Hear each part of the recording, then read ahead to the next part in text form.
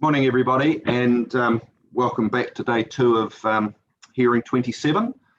Today, we're going to hear from a number of submitters and, in some cases, the witnesses that they're proposing to call. I just want to reiterate what I said yesterday for those people that weren't here yesterday. The first one is that we have read the information that's been provided to us, and it's not necessary for people to read verbatim from that material. We're looking for a short and sharp highlights package of what the issues of concern are and what it is that the submitter would like the panel to do in respect of those matters of concern. Yes.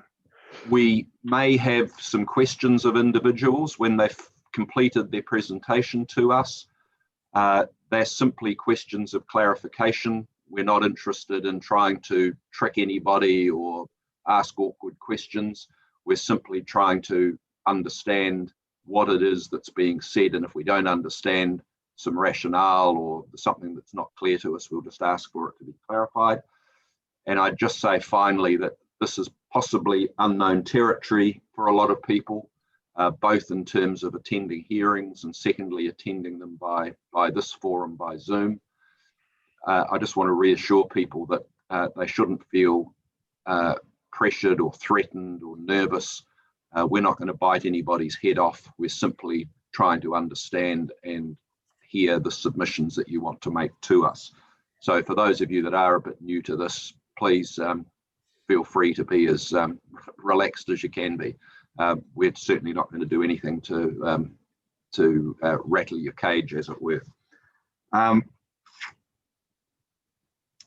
The other just administrative thing is that if you're not actually speaking, if it's not your turn to speak, if you could mute your microphone and turn your video off, that just preserves the integrity of the link. You'll be able to hear and see us, but it just means that we'll see your name on our little screen, but we won't get any background noise or interruption of the overall signal that we're all looking for.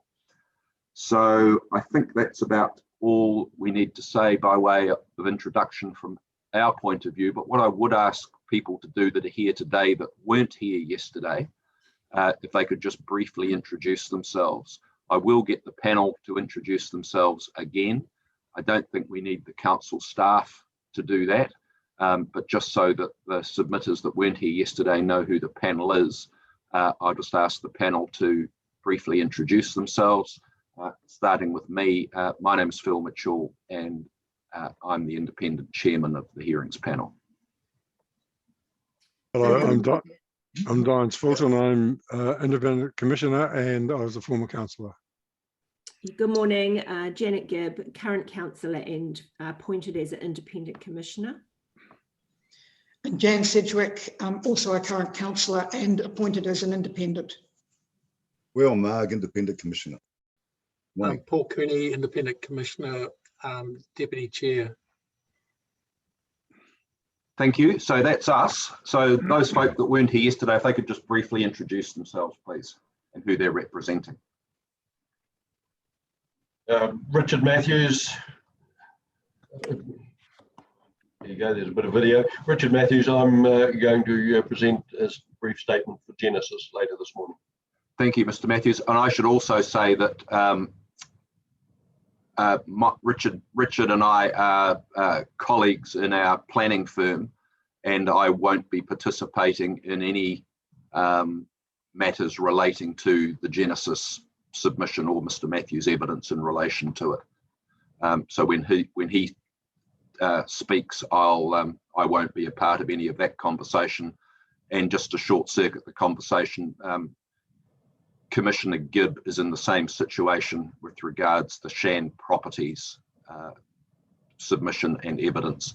And I should also note, for the sake of completeness, that we have recorded any conflicts of interest in a register that's available on the council website. So what I'm saying in relation to myself and Ms. Gibb isn't news to anybody. It's been publicly available for approximately 2 years. So I just want to make that introduction, and I should have done that first. So thank you. If we could just carry on around the room, please. I'm Lorraine Webber. I'm a property owner in Raglan. I'm speaking on behalf of John Lenahan, Mike Roger and Alex Kirby. We own a cross-lease property on the edge of the town. Thank you, Ms. Webber. Welcome. Thank you. Yeah, hi, my name's Alex Healy and I'm also a Raglan resident. We're on 29 Lily Street, so that's sort of overlooking the wharf. Thank you very much. Welcome.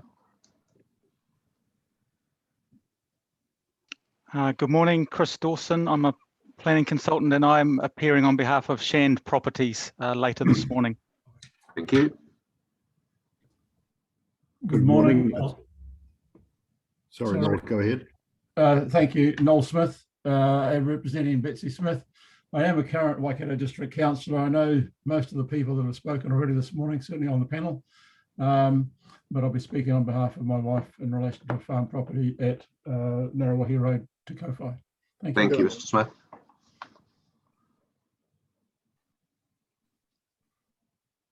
My name is Mark Mitchell. I'm a consulting geotechnical engineer based in Hamilton, and I've been in practice for over 40 years and spent investigated a number of sites in the Raglan area.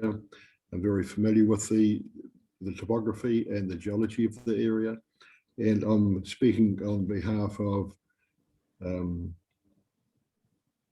the trust who owns 39 Bayview Road, Raglan. Thanks very much. Welcome.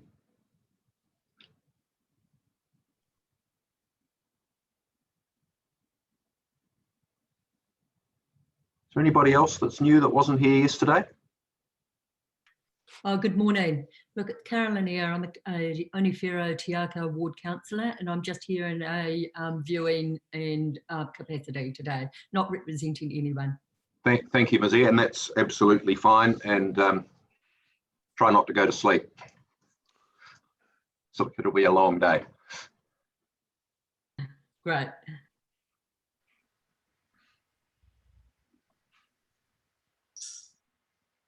Anybody else? Hello, I'm Tess. So sorry, if you wouldn't mind starting again. We missed, there was someone talking over the top of you, I think, two at once. Hi, I'm Ruth Walden. Mark Mitchell is speaking on behalf of us for Ruth and Shane and Jane Lee Smith, 39 Bayview Road. Thank you very much, Ms. Walden.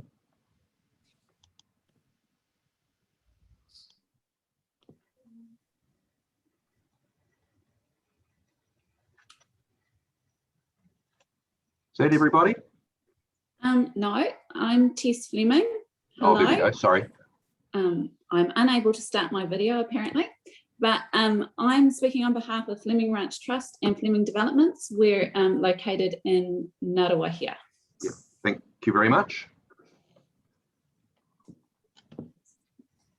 All right, I think that's everybody. Our first submitter is Mr. White on behalf of the Huntly Community Board, please. Kia ora and good morning. Morning. Thank you. My apologies for my video quality. My laptop's decided to be difficult this morning. I'm very pleased to hear that the council is retaining the original boundaries of the subsidence zone, and I won't talk to that. I think we're in agreement on that. I would just like to bring up that there is currently no monitoring of the subsidence zone whatsoever. So we have a natural hazard that is reaching, as we heard yesterday, a new point of equilibrium, and sometime in the future that point will be reached and there will be no need for the subsidence zone. But currently we have no measurement occurring of water in the mine or settlement above the mine. And so my strong encouragement would be to, or my request is that monitoring goes on. So in 10 years or maybe even 20 years, when settlement has occurred and equilibriums are reached, that we can remove the subsidence zone from Huntly. That is really the crux of things I need to say. All right, thank you, Mr. White. That was proverbially short and sweet, so thank you for that. We understand the points that you've made. I very much doubt we've got any questions, in relation to what you've said, but let's just see, just in case there's anything from the actual submission that anyone wants to ask you about. Ms. Gibb? No, but thank you, David, Mr. White, for coming in. Very good. Thank you. Good job. Ms. Sedgwick? It's very short. Thank you, Mr. White. Just one question on your presentation. Are you saying there's no monitoring of the zone or that there is infrequent monitoring? There currently is no monitoring whatsoever. Thank you. That's all from me. Thank you very much. Thank you. Mr. Fulton? No, I have no questions. Thank you, David. Right. Mr. Marg?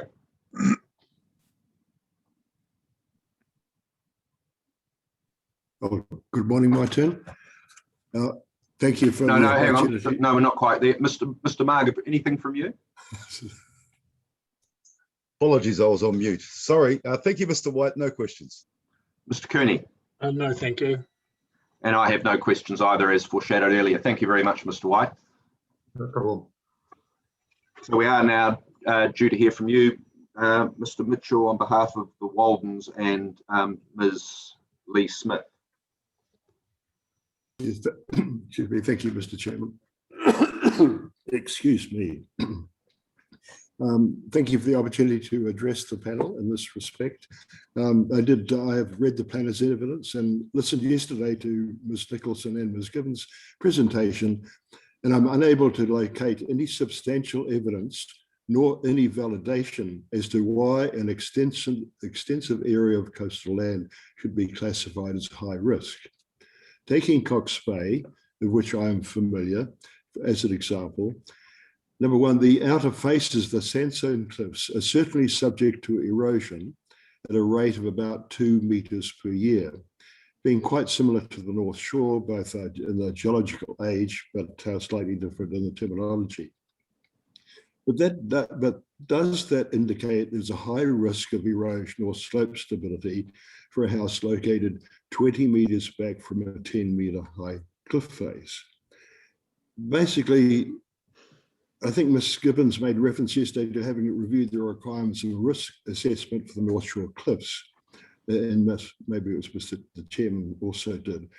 I took the opportunity last evening to actually research that, and I checked out the Auckland website. A paper is presented which does look at the East Coast Bays geological formation, which is similar age to our one. And which are exposed the east of Raglan Wharf and also the east end of Cox's Bay, and also beyond. That report is authored by Nick Rogers, who studied at Waikato University, and I was one of his supervisors for his master's degree, and Dr. Vicky Moon, who was part of the geological staff at Waikato University, did the peer review of that 100-page report. Essentially, excuse me again. Basically, I would suggest in my submission, the term high risk is fundamentally flawed, because using the term high risk without presenting the probability of an event occurring is just not scientifically valid. Essentially, when we look at risk, we look at probability, we look at the earthquake, liquefaction, we look at probabilities of 1 in 100 years, 1 in 500 years, and that's how we look at risk assessment. We don't look at something which is high risk, no definition of the word high, but really it's, and I regret I have to really say this to the planners, that really, I don't really believe they've understood the problem of probability of an event occurring. Now, for example, if we look at the cliffs beside the wharf, they're receding at about, maybe 2 meters per century. That's 20 meters per 1,000 years. And yet the boundary for the high risk goes back 20 years. So we won't expect, by the terms of probability, of any landslip coming back to the boundary as put forward by the planners as high risk for 1,000 years. And fundamentally, it's the report is really good. I'm not questioning that. It's not just the word high risk. And I've suggested that take the word high risk and say it is a risk. But really, if we look at the, even what I started this morning, I said, can you give me a map from the Regional Council website, which shows the contours? I'm not sure whether I can display it now, but it shows those contours very close together at the wharf and along Cox's Bay. And I would suggest that the planners look at that and compare that with the zone they've put on, which is termed high risk. And it's just, well, I won't say any more, but certainly there are parts which have a different geology, and you do need to come back. But as far as actually defining that, it is quite a relatively easy task. Simply someone goes along the foreshore, takes photographs, gets the coordinates of where they are off the cell phone, take a photo, measure the slope angle. And by the way, the report talks about some slope angles of 1/2 to 1. Actually, they're steeper than what the report says, which means that we really need to look at this aspect. I could go on, but I guess fundamentally, it's the assessment is flawed, and it would not, in my opinion, would not stand too much. No, excuse me, that's on sidetracking. But the other thing which is really important, which is the bottom of my submission, which is down on page 4, the experience I had at Tiarawa Borough, they was invited to do a risk assessment of landslips there. I actually zoned out maybe 20 or 30 properties, and those it came with a bit of a problem because those property owners says, well, our land is valueless, therefore our rate should be 0. And the Tiarawa Borough Council that was at that stage agreed with that. Now, see, in this situation, we have maybe 30, 40 properties just in Cox's Bay affected by this. Now, their average rate is $5,000 per year times 30 people. You know, you do the figures, 150,000, maybe 200,000 loss of rateable value to the council. So it does deserve more than a casual assessment of, hey, let's go back 1 to 2, which is actually that 1 to 2 was really based on what I did maybe 30 years ago for Hamilton City when we looked at the gully transformation. All sands, we put 26-degree line 1 in, and that's now being accepted by the council, also parts of the Waikato Regional Council. Mr. Chairman, I think that I've probably said enough, and you can see I'm quite passionate about it, and I'll just answer any questions. All right, thank you, Mr. Mitchell. Let's see if there are any questions. Mr. Fulton.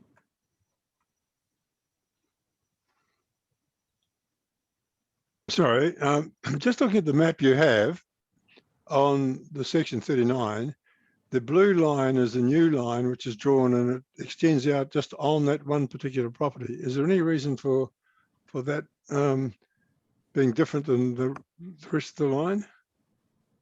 Yes, that is the situation. I was retained by the Waldens to look at a property which was over steep back in maybe 20 years ago. And subsequently that did fail as I predicted. And after it failed, the failure surface was maybe about 2 meters thick. So what we did there is spend quite a lot of money. We put in soil nails, which drilled holes going about 6 or 8, about 8 meters of the cliff. And that is a fundamental geotechnical engineering solution to stabilizing cliff faces. And then on the surface, we put what we call a macmate, which is a surface, really a rib surface through which grass and other plants can grow through. And now that's been, I think Ruth would refer, probably 10 years ago now, and it's essentially stable at the top half anyway, where we've actually put our soil nails in. And that's the reason why I was confident, and the council accepted that with my proposal, they could actually put a deck deck out, further out to the harbour on the basis of that reinforced earth structure. Good. It doesn't show the house location on that bit of property, but are you able to just perhaps describe it? Is it in the middle or to the front? Yes, I don't have that plan in front of me, but it's the house is probably positioned halfway within the boundary, between the foreshore and the roadway. Would it be helpful to put the sketch that you have appended to your memorandum? Would it be helpful to display that? Would that help explain that? Is that what you're referring to? Let me share it and you can tell me if this helps or not.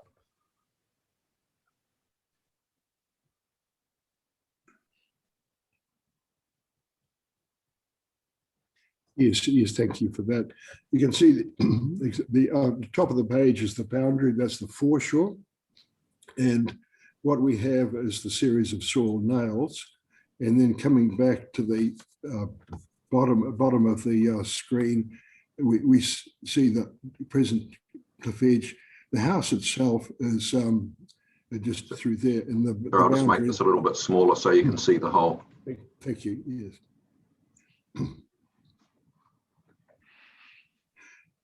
So the distance between the foreshore and the house is about, from that point, is about the same distance from there to the road boundary.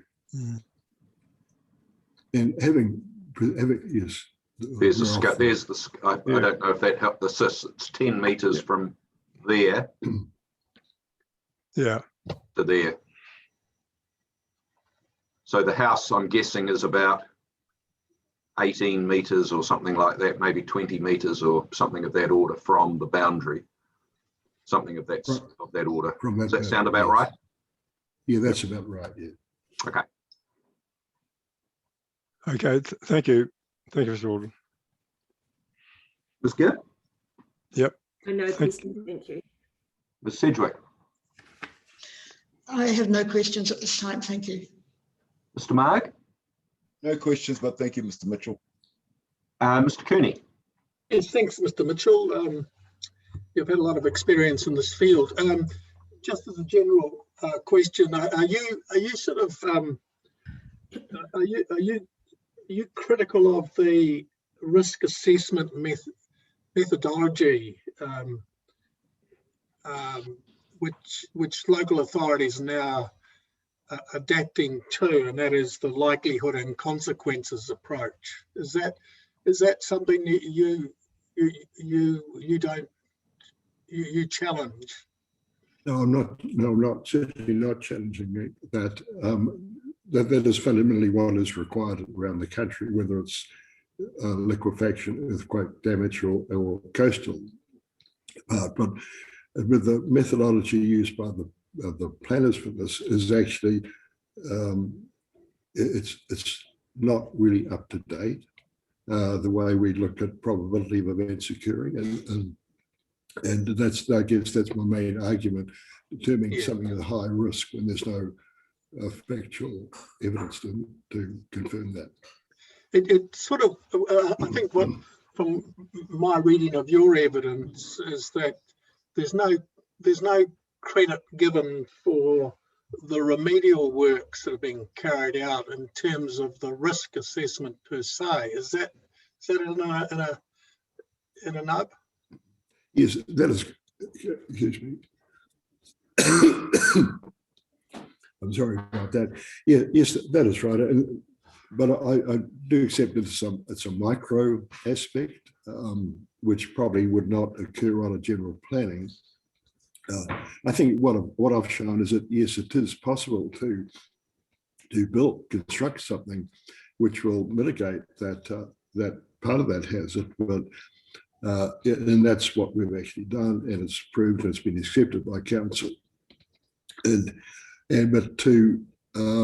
it is correct to actually put that little whip in there because of the work we've done on the property, but really I also look at the more widespread ownership, wider owners along that foreshore, that that's because there's no hazard assessment done of those properties. Really, we've got no real evidence. So they, in addition to your client, Mrs. Walden, have those other properties also carried out mitigation or remedial work? Not that I can actually observe, and it's probably unlikely, because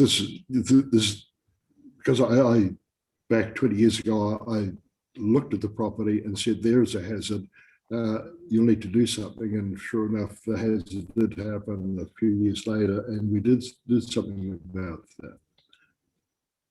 So for the specific property or properties, they would almost warrant another inspection as to be a sort of a micro assessment. Yes, that's what I'm suggesting, that in addition to the planner's evidence, there is a very simple assessment of where the sensor is, and where the lesser quality soils are. It's not a major, but it can be carried out within the time frame for this the implementation of the zoning. Thanks, Mr. Mitchell. Thank you. Mr. Mitchell, I just want to ask you a fairly direct question, and that question is, what is it that you're actually seeking that we do? And the reason I say that is that I've read the recommendations, I've listened to your evidence, and I've read the recommendations in your written statement. And I'm not clear now, having heard you, whether the relief that you're seeking is either simply to change the name of the high risk area, because that's what I think the written evidence says. But I'm also hearing from what you're saying now that you think the line on the planning map is in the wrong place.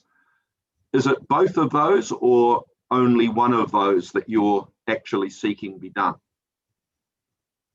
Yes, well, actually both. And fundamentally, when I talked about changing the high risk aspect, that was really just because I felt it was incorrect, and that would be for a short time frame available, that would be the easiest to put forward. And when you're still talking about risk, but you take away this high risk, which is factually incorrect. Now, as I stated a bit further, it came to me that really the probability aspect was a better way to look at it, as for the North Shore.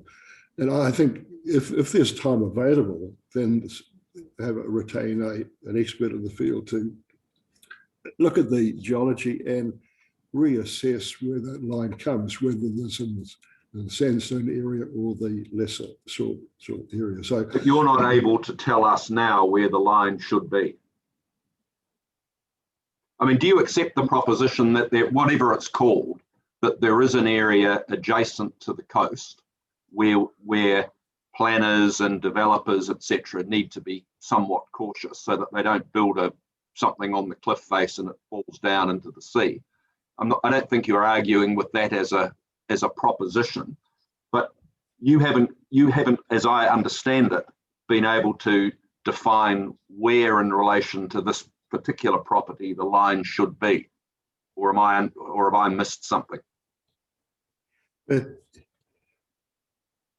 could just repeat the question so I can answer it directly. I just want to be clear whether there's any information that you have available that would suggest if the line were to be relocated on this particular property, because you're familiar with it, where that line should be. And I predicated that on the basis is that other than the naming of, so that's the primary question. The secondary question is, I'm assuming that you're not contesting, other than what it's called, that there shouldn't be a precautionary zone immediately adjacent to the coastline that warrants particular care when considering building on it. It's the name of that zone. So you're saying in relation to this property, the zone's named incorrectly because it's alarming and it'll cause insurance problems, etc. And secondly, the line needs to be moved. And where would we move it to? That's my primary question. But I just want you to clarify for me that you're not also suggesting that it's not appropriate to have some sort of building line restriction or whatever you want to call it in areas that are susceptible to erosion and or inundation. Thank you. Yes, it's very appropriate on any planning map to indicate a zone where to be cautious. And for example, in the cliff faces, come back 5 meters, 10 meters from the edge of the cliff would be a typical characteristic. And that takes into account the probability of event occurring, knowing we cliffs moving back a couple of meters a year. No, so that, I just wanted to clarify that. So in relation to this particular property, where would you propose that the line be and why? Because we're sort of stuck in a bit of a cleft stick in the sense that we've got a line on a planning map. You've identified a problem. We've got to make decisions on a district plan that by your own evidence needs to have a line on it with an appropriate name. But in relation to this property, we don't know where to put it. Assuming we were attracted by your argument, we've obviously got to consider that in due course. Yes, particularly where I would put that line if I was, asked by council, I would put it back at about the back end of the soil nails, which is, I'll probably say 10 meters back from the top of the cliff, cliff edge now. And that just gives a reasonable confidence to that, yes, my stabilization will work, but we can never be, do a high probability under an earthquake. So you do come back 5 or 10 meters back from that edge, whether it's a cliff edge or whether it's the stabilized face. What about the area that's seaward of that non-engineered riprap though? That's, where the boat shed is. That's still at risk, isn't it, that area, or have I misunderstood your diagram? Yeah, there's from the sea level rise, there is some risk of coming up and undermining that, although I do understand there has been some rockfill protection in front of that now, which based on the photos, it looks as though it is stable. But basically, we were not able to remove that slip debris. That was because of the coastline, we could never get rid of it. So there always was the pile of slip debris down at the bottom of the foot face. And just the soil nails that are put in, that are in on the property at the moment, and I understand from what you said what they do, are they there to protect the existing dwelling, or are they there to make a safe building platform over the top of them?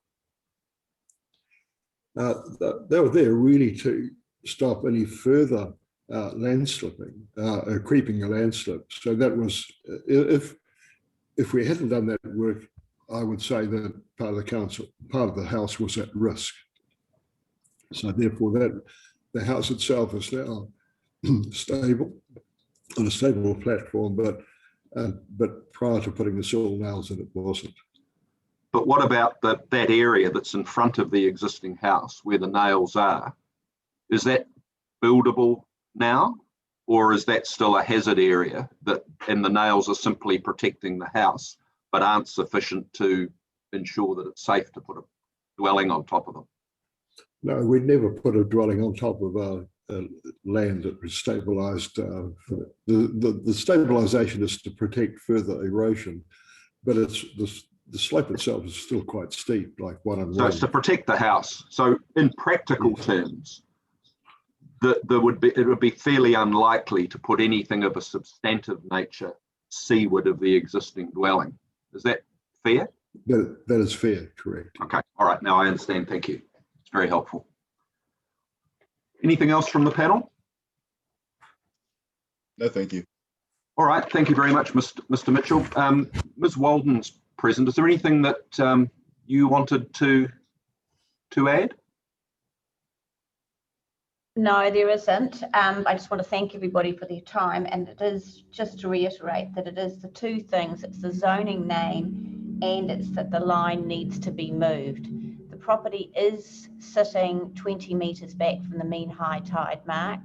From that is sitting an established, well-constructed deck after soil nails were put into the house. So you wouldn't be building on that area between the soil nails and the existing dwelling, maybe a covered area on the deck, but there would be no substantial dwelling put in there. What we're wanting to do is future-proofing ourselves for insurance, but also the fact that we can alter the existing building, because the way you've done the proposal to us at present for the district plan is that we couldn't actually alter the existing house or halfway up the driveway with your new building restrictions, and we wanted, that's why we've put the objection in.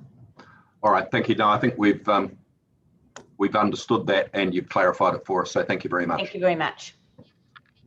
All right, thank you both. Which brings us to Mr. Stahili and Ms. Stokes, please. I hope I pronounced Mr. Stahili's name roughly correctly. I think you have. Oh, well, I'll give.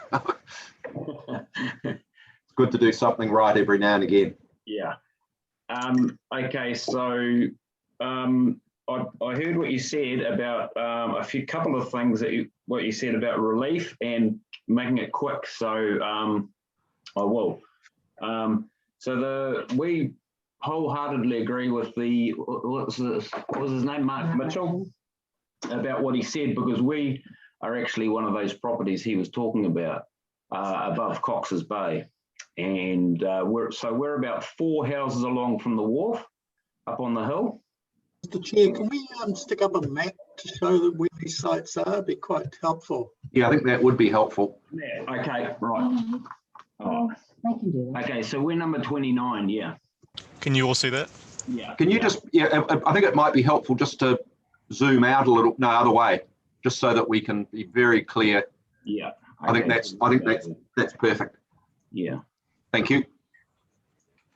Okay, so I talked to Fletcher a couple of times, and I discussed with him that we actually did have an engineer's report which was done in 2009 for, if you go back to the other map, you'll see the other dwelling there. If you zoom it in, with the properties on the, yeah. So the back one here, see the back one there? Yeah, that one was built in 2009, and we had an engineer's report done, and this is what he had to say. The slope of the bank in the vicinity of the proposed house location is approximately 1 in 7. Slope stability is not considered to be critical, and that was stamped by the council. So that's just one point.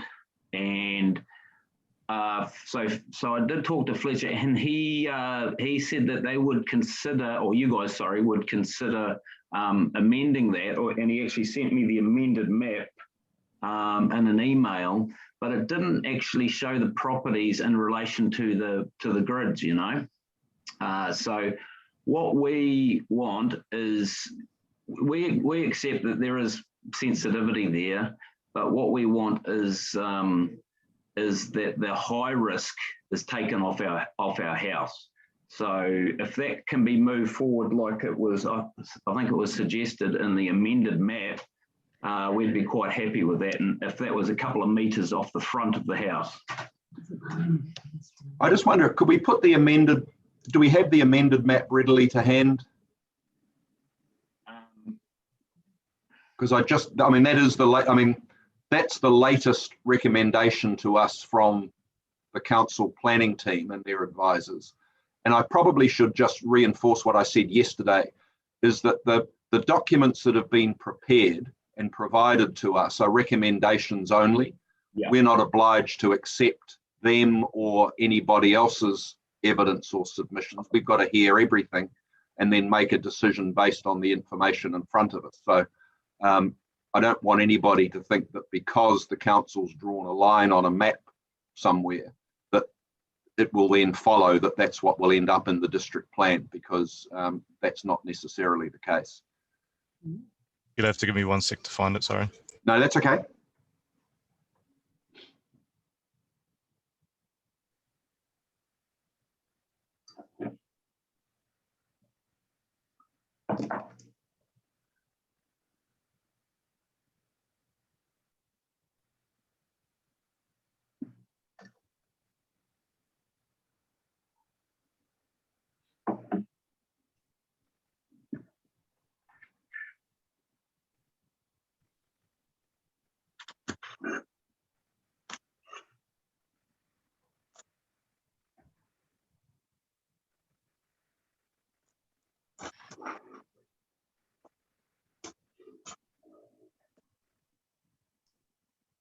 Sorry, we're having sorry, we're just having some trouble finding it. If you could just carry on briefly. Sure. What else did you want to say to us, Mr. Stahili? Yeah, so that was really what I wanted to say, and also when we get sent these sort of small maps and graphics, they really don't show anything in detail, so that would be helpful, poor graphics basically,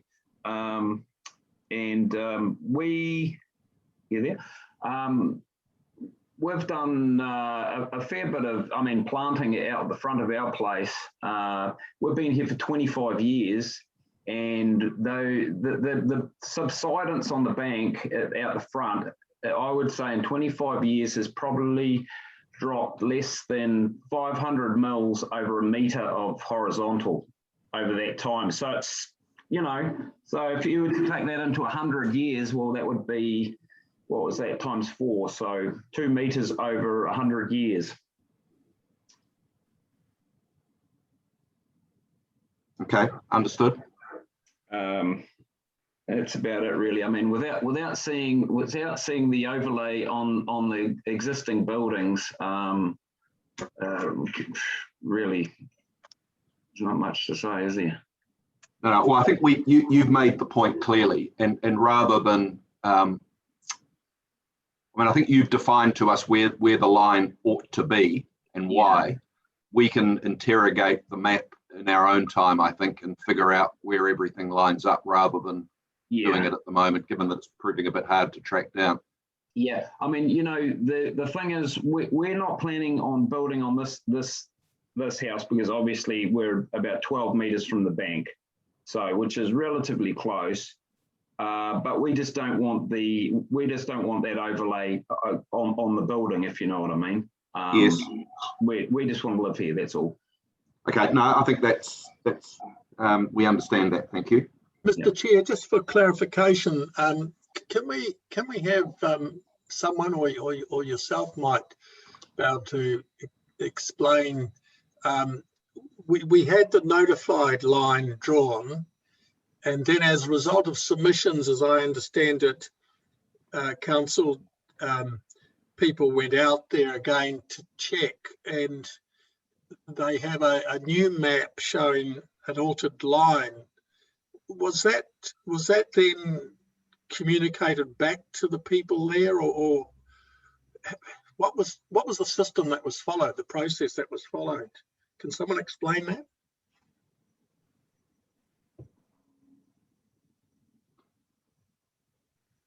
Well, there's been a revised Section 42A report issued that we've all been able to look at. I presume the submitters have been notified about that. I think they must have, because Mr. Stahili's referred to the line being moved. What process that's been followed additional to that, I don't know. Maybe, I'm not sure who might be able to address us on that. Maybe Ms. Nicholson, if you're able to clarify that. So was that revised line put in the rebuttal report? Yes, I believe so. Yes, I believe so. It's just that we're struggling to actually. Mr. Bell's just sent me a message to say that his computer's crashed. I can show the map now. I can share my screen and show you the new revised map, which will also apply to the same property, Ruth Walden's property as well. Okay, that would be ideal. Thank you.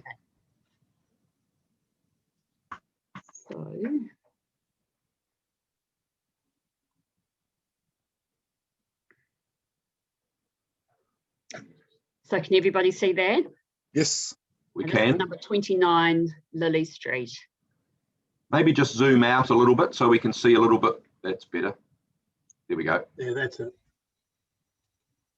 So you can see here just underneath, I can show you that that's where the house is. And you can see that the high risk area is just on the seaward side of the dwelling. Okay.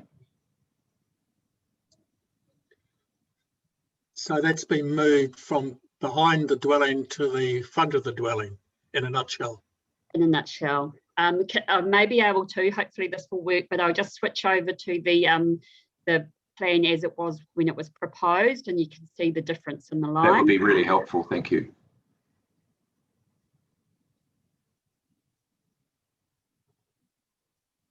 So you can see that the high risk area was came to essentially the back of the dwelling, and then with the new revised maps, it's in on the seaward side of the dwelling. The coastal sensitivity area has remained the same. Okay, so you've sort of pushed the back line stayed the same, but you've pushed the intermediate line further out. That's just a difference in the slope angle. So rather than it being 1/2, it's a 1 to 1.5 slope angle. I can also show you Mrs. Walden's property, which might be worthwhile just having a look at. Yeah, that would be helpful, please. So that one was 39, is it 39 Bayview? 39 Bayview. Oops, spell it correctly. That looks like it'll be it.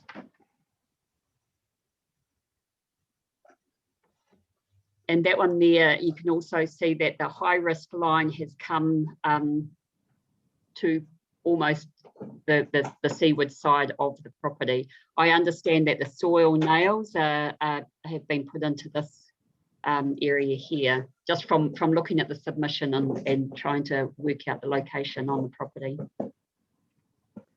Let me just have a look at the sketch that I've got attached to the memorandum, and I won't share it. I'll just,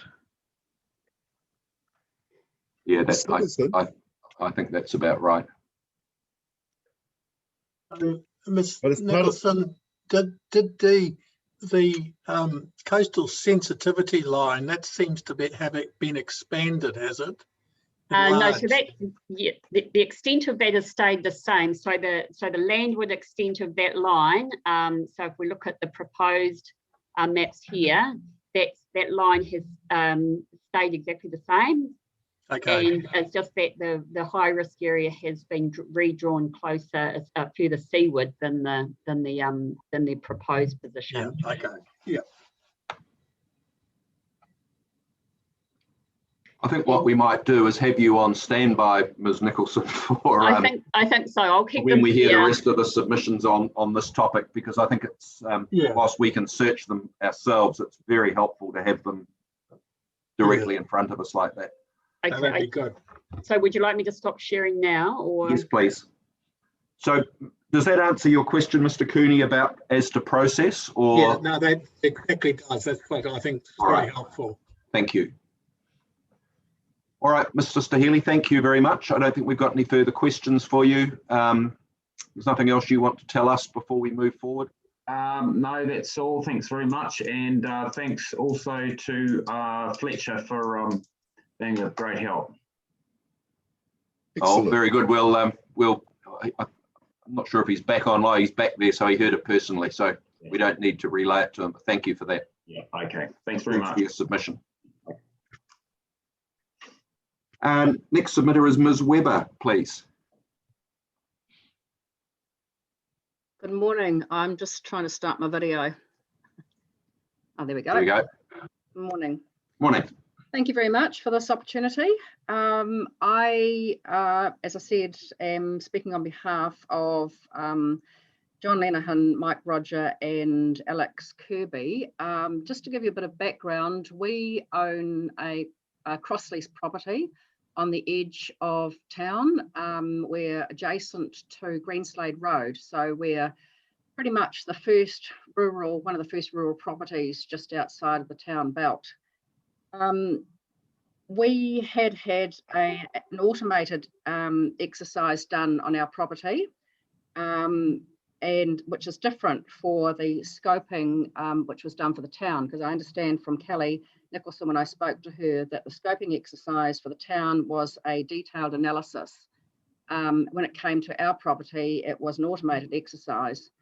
And Ms Kelly did advise that there was a strong likelihood of the exercise being massively over conservative. So we are really taking one step back from this, because we're asking the council to treat us like other ratepayers in the town and to apply a detailed analysis to our property. Part of the reason for that is because it's a bit difficult being a cross-lease property. For the council, at some stages we're treated as one property when it comes to building and things like that.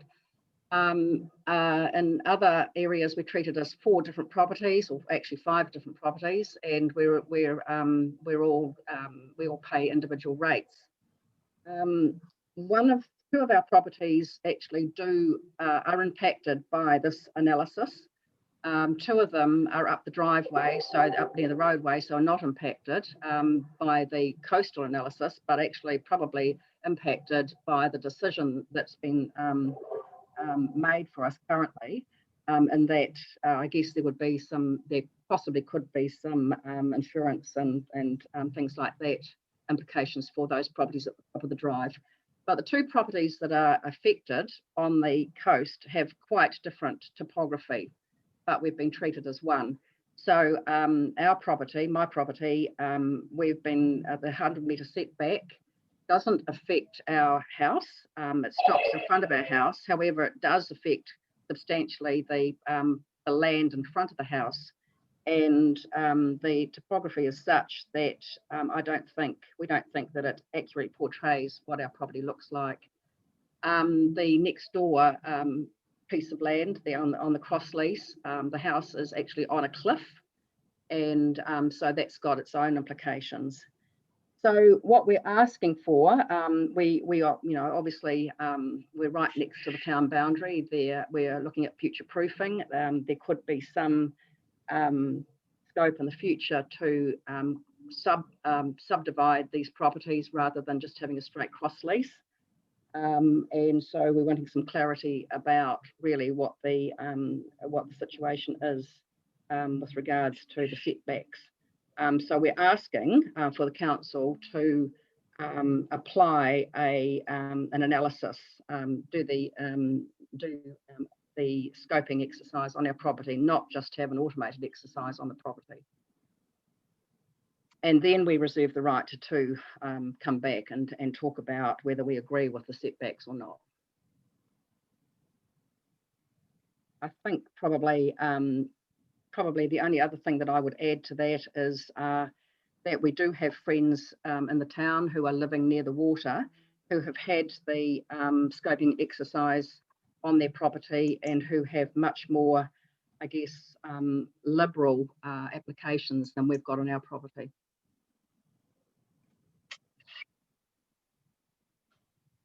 All right, thank you, Ms. Weber. I just wanted to make sure you'd finished. Let's see if there's any questions for you. Ms. Gibb? No, but thank you very much, Ms. Weber, because it does give us a broader picture of the process and what happened with you versus other people. So I appreciate you coming in. Thank you. Mr. Marg? Yeah, just through the chair. Is it possible that Ms. Nicholson can put the map up as well?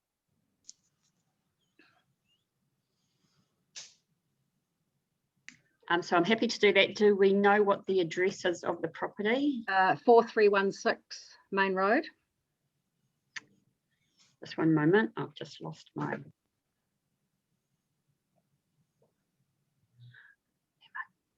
Nice to put a face to a name, Kelly. Okay, so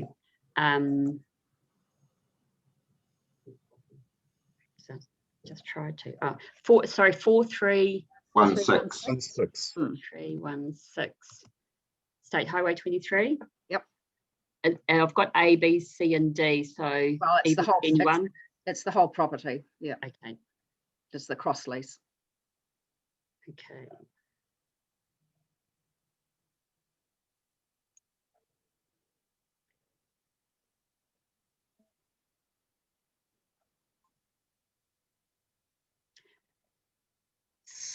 So what you see here is the coastal sensitivity area erosion for the estuary, which is a 100-metre wide band, and there is 4 houses on that section. I could probably zoom in a little bit. 4, 1, 2. So the one on the left, which you've got your cursor on, is our property. So that's not affected. But the land, as I say, we're talking about future proofing, and the land in front of the house is probably got sites, would have sites, building sites on it in the future. Coming down to the right-hand side, the house on the right is another piece of the cross lease, right down on the water, and that sits on a cliff, quite a high cliff. And then coming back up through the property, right back to the road. Yeah. So right back to the road. There is now on the left, there's a driveway down the middle of the property, and where those pine trees are, or the trees are, there is currently now a house on that property, so that's not really affected. And then you'll see at the bottom end, other end with the cursor, if you bring it down, there's a house there. So the properties at the top of the drive are not affected, although probably in the future, you know, I don't know whether they'd be affected in terms of insurance and things, but our property and the property down by the water are the ones that we're most worried about, concerned about.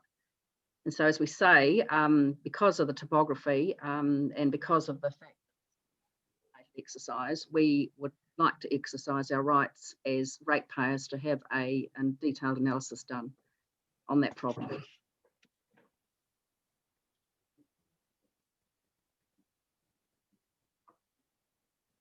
All right, I just need to point out that it's not within our jurisdiction to make the council do anything, particularly in relation to that in terms of ratepayer relationships and so forth. Our job is to hear the submissions on the district plan and make decisions on it.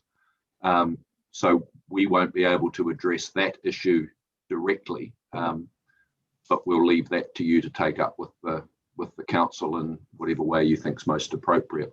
Our job is confined to figuring out what lines should be on what maps and where, and what quotes rules in inverted commas should apply to land in those areas. So I just wanted to point that out to you, just so that you were clear on that. I appreciate that, but when I went to the council, I was told that the proper process to use was to come through the submission process. Oh, no, and that's absolutely right. That's the fundamental issue about, as I say, where these lines should be and what the rules in the district plan should be. But that's as far as we can go. Right. Okay. Well, has anyone got any suggestions about where we go to from here with this? Well, we'll issue our decision in due course about the lines and the quotes rules. And then anything beyond that is beyond our jurisdiction. We will have done our job. Right. Okay. Well, we obviously have not done any work on getting engineers' reports and things like that. Look, I think we understand the issue that you've raised, and we need to consider what that means for where these lines ought to be, if I could put it that way. And you aren't the only submitter raising the same generic concern. I mean, you've expressed specific concern about your specific properties on the cross lease, but the issue that you're raising about the veracity of the lines, etc., have been raised by a number of other people, and we'll have to consider all of that in the round. Okay. And we will do. Thank you very much. Thank you, Ms. Weber. Appreciate your submission and the time you've taken to present it to us. Thank you very much for the opportunity. Which brings us to Mr. Smith. Yes, good morning. Just waiting for that screen to be unshared, I suppose. Yes, please. Thank you. All right, so you've got the submission and further submission, and really, just to recap, it relates to the flood mapping on the Waipawa River. When the zone, when it was published, I spoke with Will Gauntlet from council and worked with Will to identify what the issue was. And of course, the translation from a line to hatching created a complete inaccuracy across the whole zone. So that's been redone, republished. And for all intents and purposes, the line is reasonably accurate, but in places it is not. So having been a commissioner, RMA commissioner some years ago, the difficulty when people get pedantic over a line on a map can, as you would appreciate, be a little bit distracting. So my request of, and just clarifying that I'm speaking on behalf of my wife here, not the both of us together.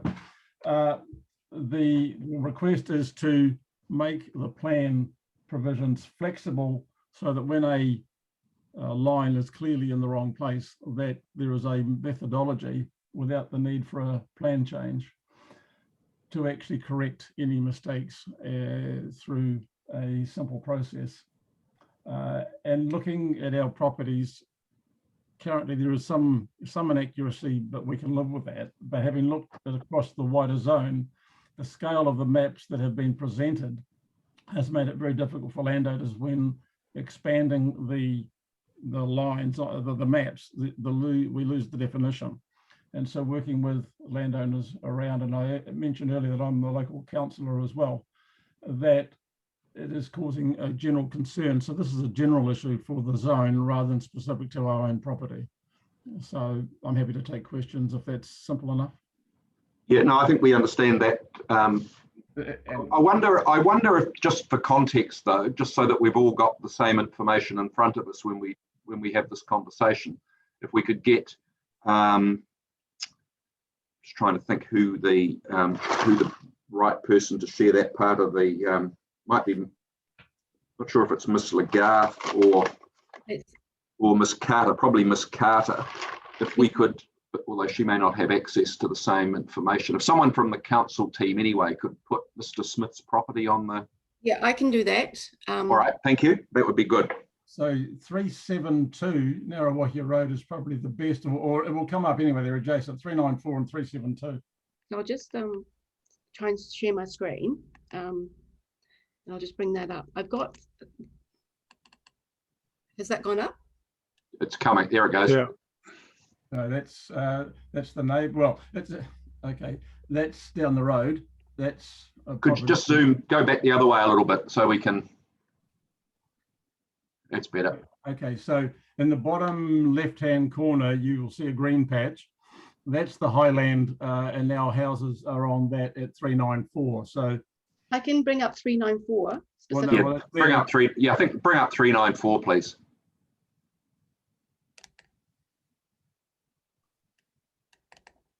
It's going to essentially show you the same.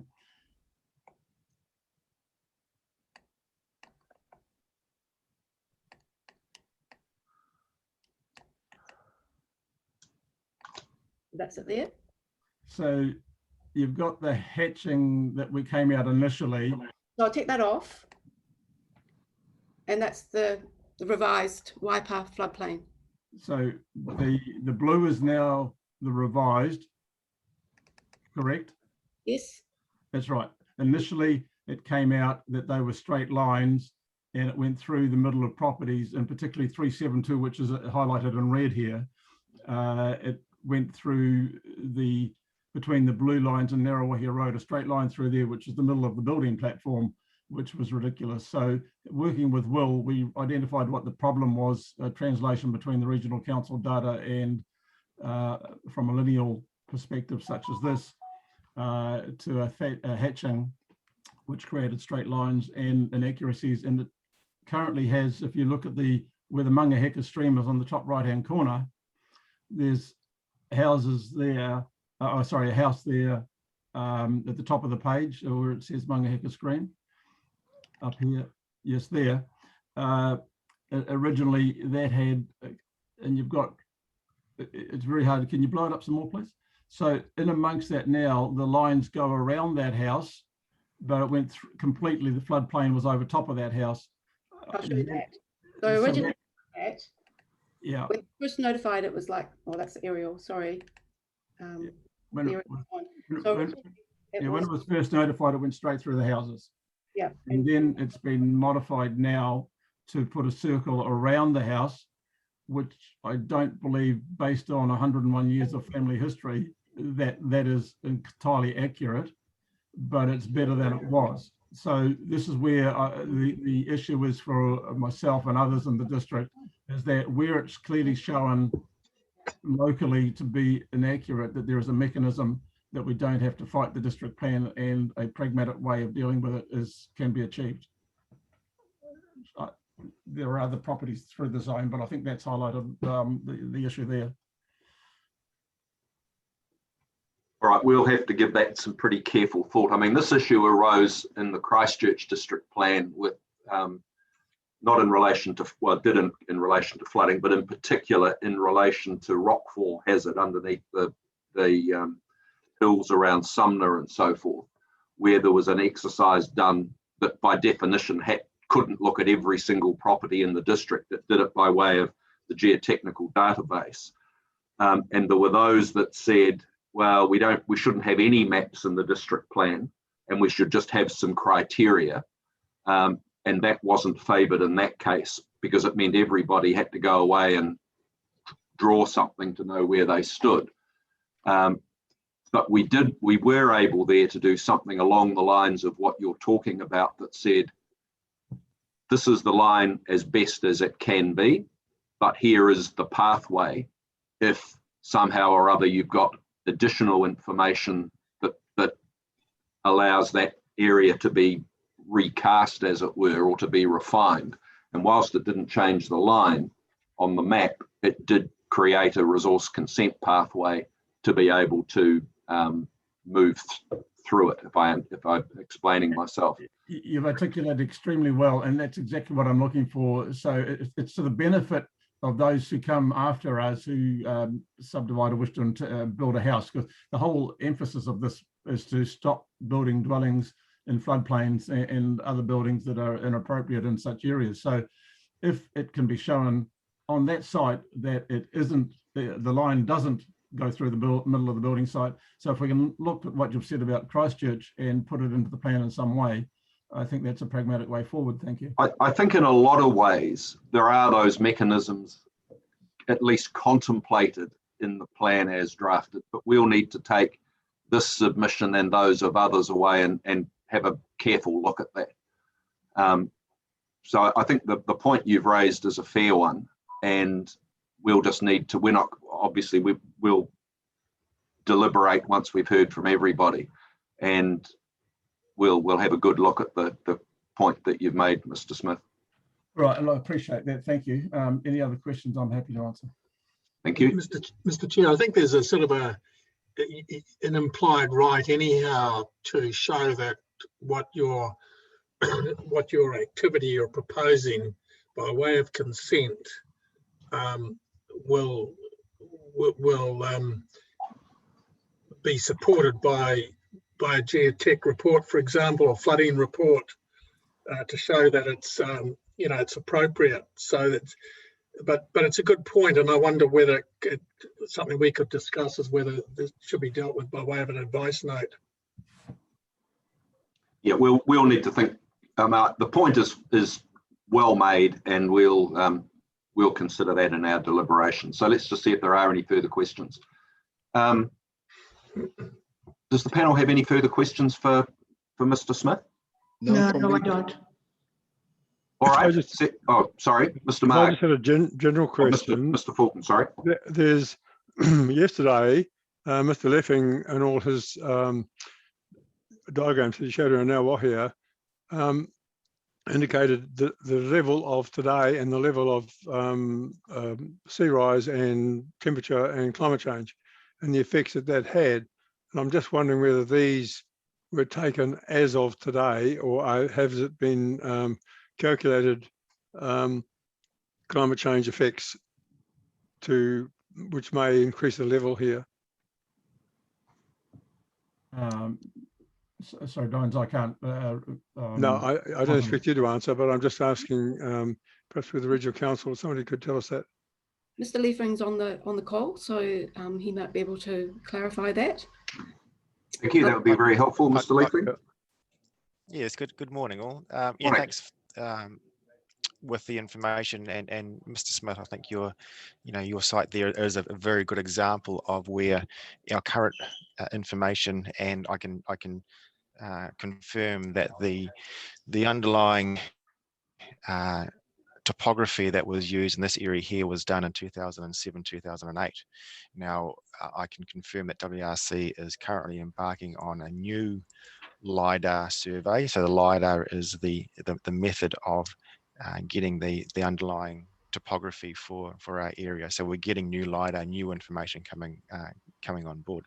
Now, in terms of then the flood impacts for this area here as part of the floodplain management area, it is based on the 1D modelling undertaken in 2009. That does not include climate change. So in terms of the predicted impacts of increased flood levels for a 1% AEP in 100 years' time, those will still need to be determined for this area and also others along the Waipa area that haven't been modelled as part of the GHI 2D modelling. Fortunately, I understood that. Was that sufficient, or do you want me to explain that a bit more? Was I not clear? It's clear to me. I'm not sure if it's clear to Fulton or not. So no, I'm happy with that answer, and thank you for that. I was just since you told us about it yesterday, I wasn't too sure whether it was included or not in the 1 or the 2D modelling. So it's only the 1. That's 1D modelling, which doesn't reflect climate change, and the council, the regional council's in the process of doing some further work in that space, as I understand it. That's right. Is that a fair summary, Mr. Leefing? That is correct, yes. Very good, thank you. Can I just make the point that the family's been here for 101 years, and in 1958 we had the big flood, in 1998, 2004 and 2008. At no stage has this particular piece of land that we're viewing ever been at risk of flooding. So the modelling is great, but when it comes to ground truthing, sometimes it can be slight differences, and I think we all appreciate that. Thank you. All right, thank you very much, Mr. Smith. All right, thank you. I'm going to absent myself now. Thank you. Very good, thank you. Which brings us to Mr. and Mrs. Fleming, please. If we could just unshare the screen too, thanks.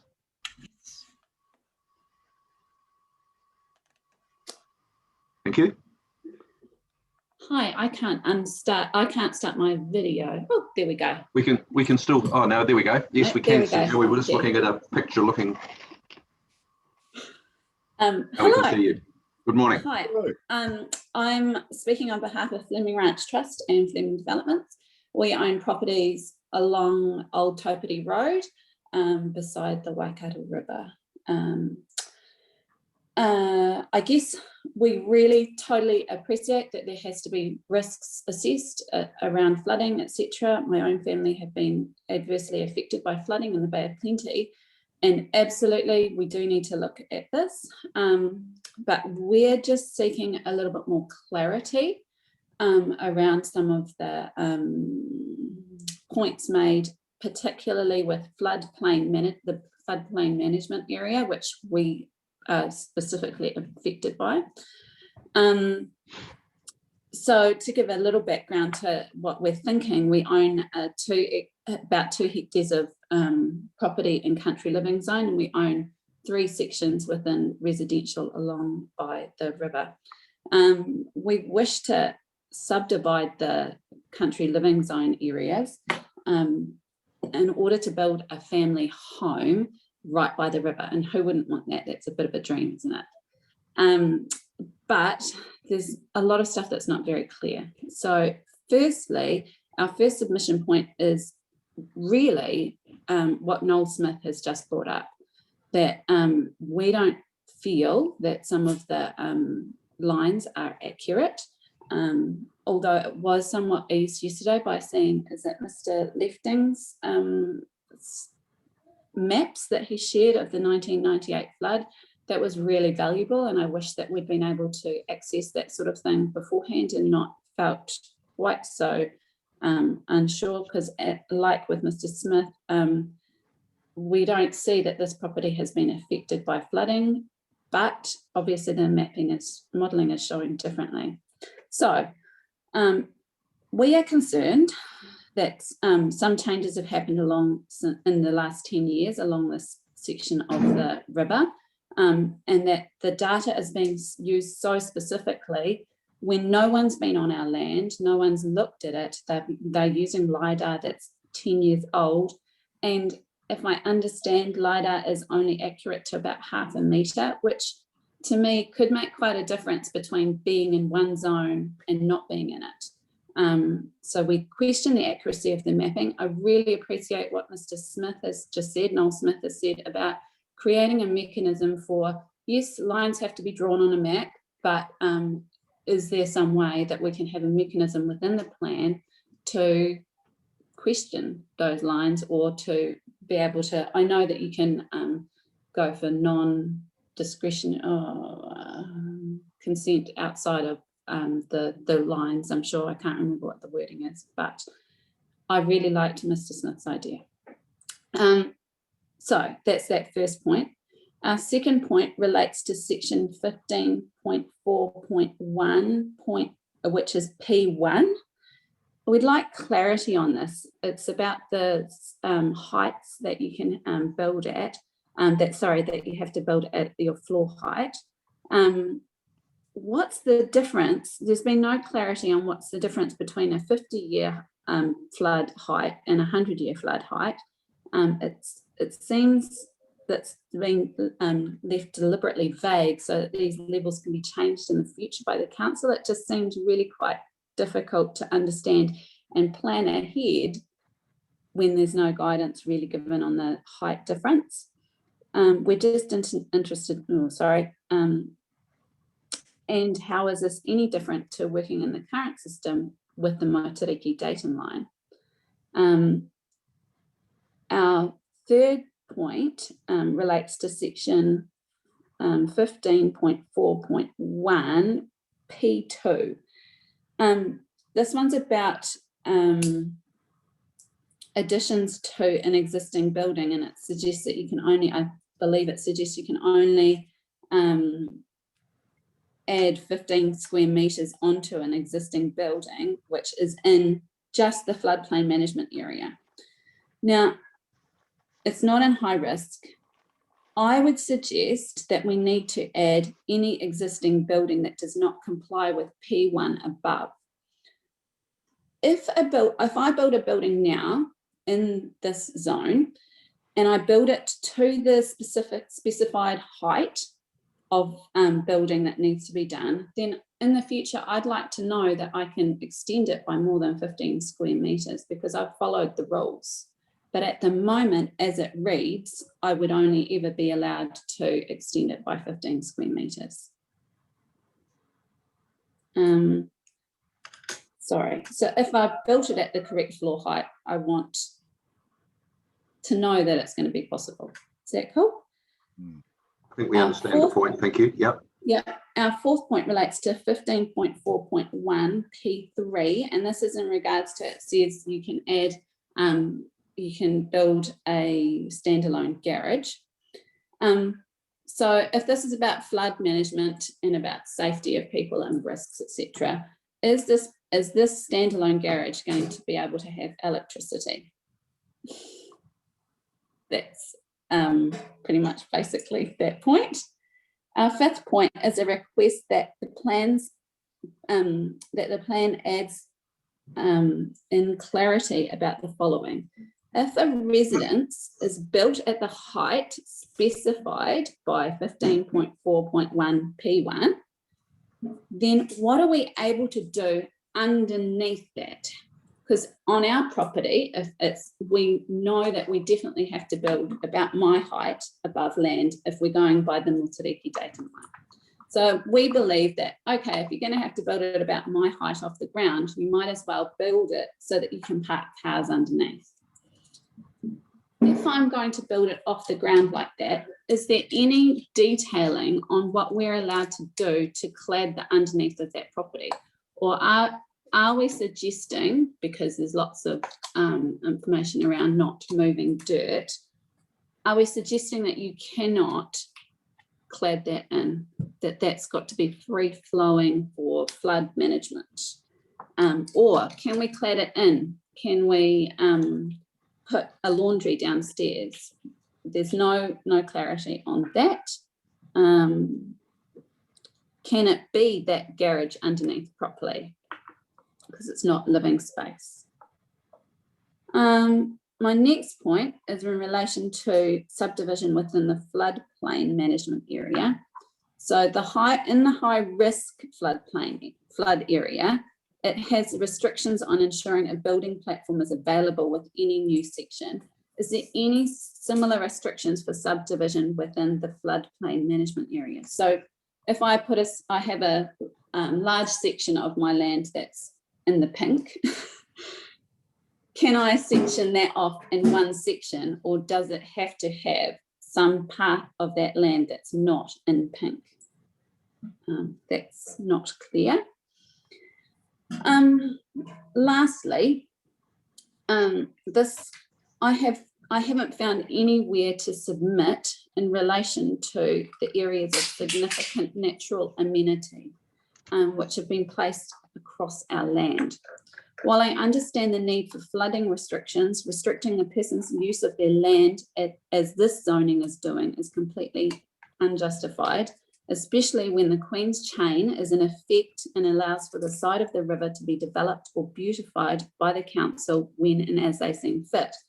If the justification for this is grounded in the beautification of the side of our river, then I suggest the council has the Queen's Chain in which to do this and doesn't need to place any further restrictions on our land.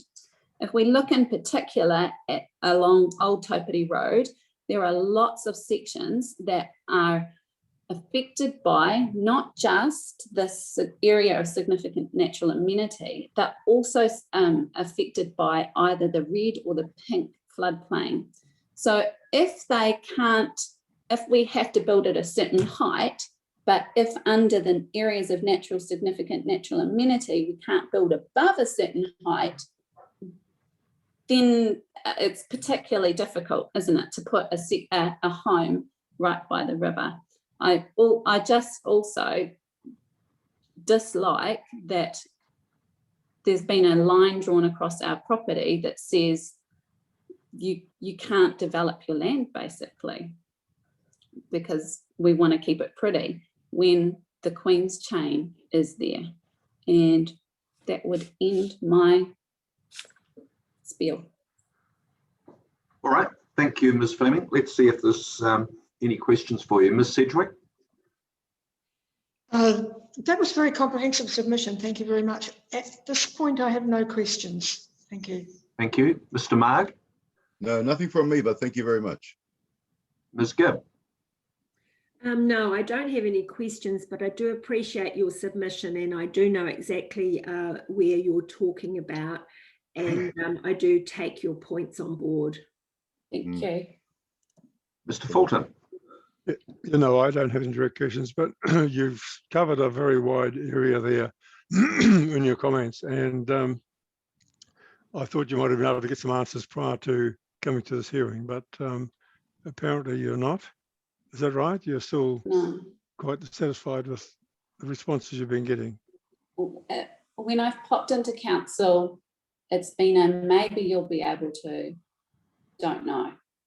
Can I just say something here? I'm quite happy to have a conversation with you offline later today. A lot of I could answer a lot of your questions reasonably straightforward and give you some clarity. Okay, thank you. If someone could, that would be very helpful. Thank you. So we'll leave you to do that. That would be wonderful. Mr. Cooney, any questions from you? No, thank you. Thank you very much. No, and I don't have any questions either. So thank you very much, Ms. Fleming. Yes, thank you. Did I ask you, Mr. Mark? Did I skip you? No, you asked. No, I thought I did. Thank you again. No, I thought I did. All right. Well, thank you very much. I think that, gosh, that's great time management on the chairman's behalf. It's exactly 10:30. So we're going to adjourn for morning tea and we'll resume at 1:45, but please don't log off this call if you're intending on staying. Just turn your microphone off and your video off, please. Thanks everybody. We're due to commence again, so we will, and we're going to hear from the Waikato Regional Council, please. Good morning, everybody. And firstly, thank you very much for the opportunity to speak to you today. My name is Sarah Gunnell, and I'm speaking on behalf of the Waikato Regional Council. Also here with me today is James Bevan, who co-authored the planning evidence for hearing 27, and also Alejandro Cifuentes from the Waikato Regional Council, and he co-authored the implementation practice note on natural hazards for the Waikato Regional Policy Statement. Just for clarity, and in terms of directing any questions that the panel will have, please note that Mr. Bevan prepared the evidence for the flood hazards being hearing 27C, and also for wildfire, climate change and definitions being hearing 27F, while I'm responsible for the evidence relating to the remainder of the hearing topics. We are supportive of and have accepted a number of the recommendations made in the Section 42A reports. However, as per our evidence submitted, there are some areas that we have outstanding comment on, and it is these points that I will focus on today. Just starting firstly with, in relation to hearing 27B, the Waikato Regional Council submission sought clarification of whether the high hazard areas are to be considered as primary hazard zones as defined in the RPS. We now accept the reporting officer's rebuttal evidence that as these areas are identified within the district over time, that they can be incorporated into the district plan by way of a Schedule 1 process. So we're happy with that. The Waikato Regional Council also sought amendments that would provide better scope for consideration of risk outside of those areas that are currently identified by the plan as being subject to hazard risk, and recognition of that there's some areas still where it's known that there is a degree of risk, but formal modelling and assessment has yet to be undertaken. And I refer to the evidence of Rick Loafting from WRC yesterday, which I consider demonstrated the applicability of this evidence point. The policy amendments were sought to ensure that development is not permitted to occur in areas where the presence of a hazard risk is known to exist without some consideration and assessment of the actual risk that is posed until such time that formal modelling and identification takes place. While the assessment matters for subdivision might capture consideration of risk in these areas, they would not capture the construction of new buildings or changes in land use, for example. I would also like to clarify, based on comments made yesterday, that the amendments were only sought to the policy framework, not to any rules in relation to this matter, in recognition that these areas have not yet been formally identified. Moving now to coastal hazards and hearing 27D. Another key issue that we have is the recommendation of the reporting planner to reduce the activity status for new buildings and additions in the high risk coastal hazard inundation area from non-complying to discretionary, which she touched on yesterday. While I can understand the rationale that she provided, being that inundation depths in some areas are low, and so they do not currently affect property to any significant degree, she also acknowledged that risk in these areas is only going to increase over time with the impacts of climate change. These high-risk areas are identified by virtue of the fact that they are currently impacted by coastal inundation and storm events. Therefore, it is our position that a discretionary activity status is considered to be inconsistent with the Avoid Directive of Policy 15.2.1.1 of the proposed plan, and also Policy 13.2.5 of the Regional Policy Statement. A non-complying activity status is considered more appropriate to signal that new subdivision use and development in this area is not anticipated by the plan and is the exception rather than the norm. It is also consistent with the rule framework for the high-risk coastal hazard erosion area where new buildings and additions are currently a non-complying activity. We also spoke yesterday in terms of beach nourishment and dune stabilisation. And we agree that a controlled activity status is considered appropriate for these activities, as it is consistent with the Waikato Regional Coastal Plan, which regulates beach nourishment below mean high water springs as a controlled activity. Moving on to hearing 27C and flood hazards. While the rebuttal evidence of the reporting officer identified that policy 15.2.15 applies to subdivision in the 1% AEP floodplain areas, we consider that this policy is a general catch-all policy, and it remains the preference of the Regional Council that policy 15.2.1.12 is amended to include consideration of subdivision in the floodplains and flood ponding areas. This will give better effect to method 13.2.6 of the regional policy statement and will ensure that the effects of flooding and potential mitigation measures can be considered both at the subdivision and at the development stage. Waikato Regional Council also continues to seek the removal of P7 from Rule 15.4.1, which would provide for earthworks to create a building platform in the floodplain management areas and flood ponding areas as a permitted activity. This rule, as it currently stands, would allow for significant filling within the floodplain, which could have significant adverse offsite and storage capacity effects. It is considered to be more appropriate that earthworks within these areas are controlled by the limits prescribed in Rule 15.4.1 P8. In terms of defended areas, it is our position that the rule framework does not address consideration of residual risk in development and land use, which is inconsistent with policy 15.1.1.10. Waikato Regional Council proposed a restricted discretionary rule to ensure a consistent approach for both subdivision and new buildings, and also a new restricted discretionary activity rule for hazardous facilities in defended areas. The reporting officer correctly identifies that the proposed amendments would be more restrictive than the 1% AEP floodplain framework. So we acknowledge this, and we're also open to conferencing with the reporting officer to consider an alternative framework that closes the loophole identified. Waikato Regional Council also sought the addition of two new discretionary activities under Rule 15.4.3 pertaining to emergency or critical community service activities, and also natural hazard sensitive activities in the flood pond management, floodplain management and flood ponding area, to allow consideration beyond minimum floor levels, and also to consider matters such as evacuation, access of emergency services to the community post-disaster, and also the health of and well-being of occupants.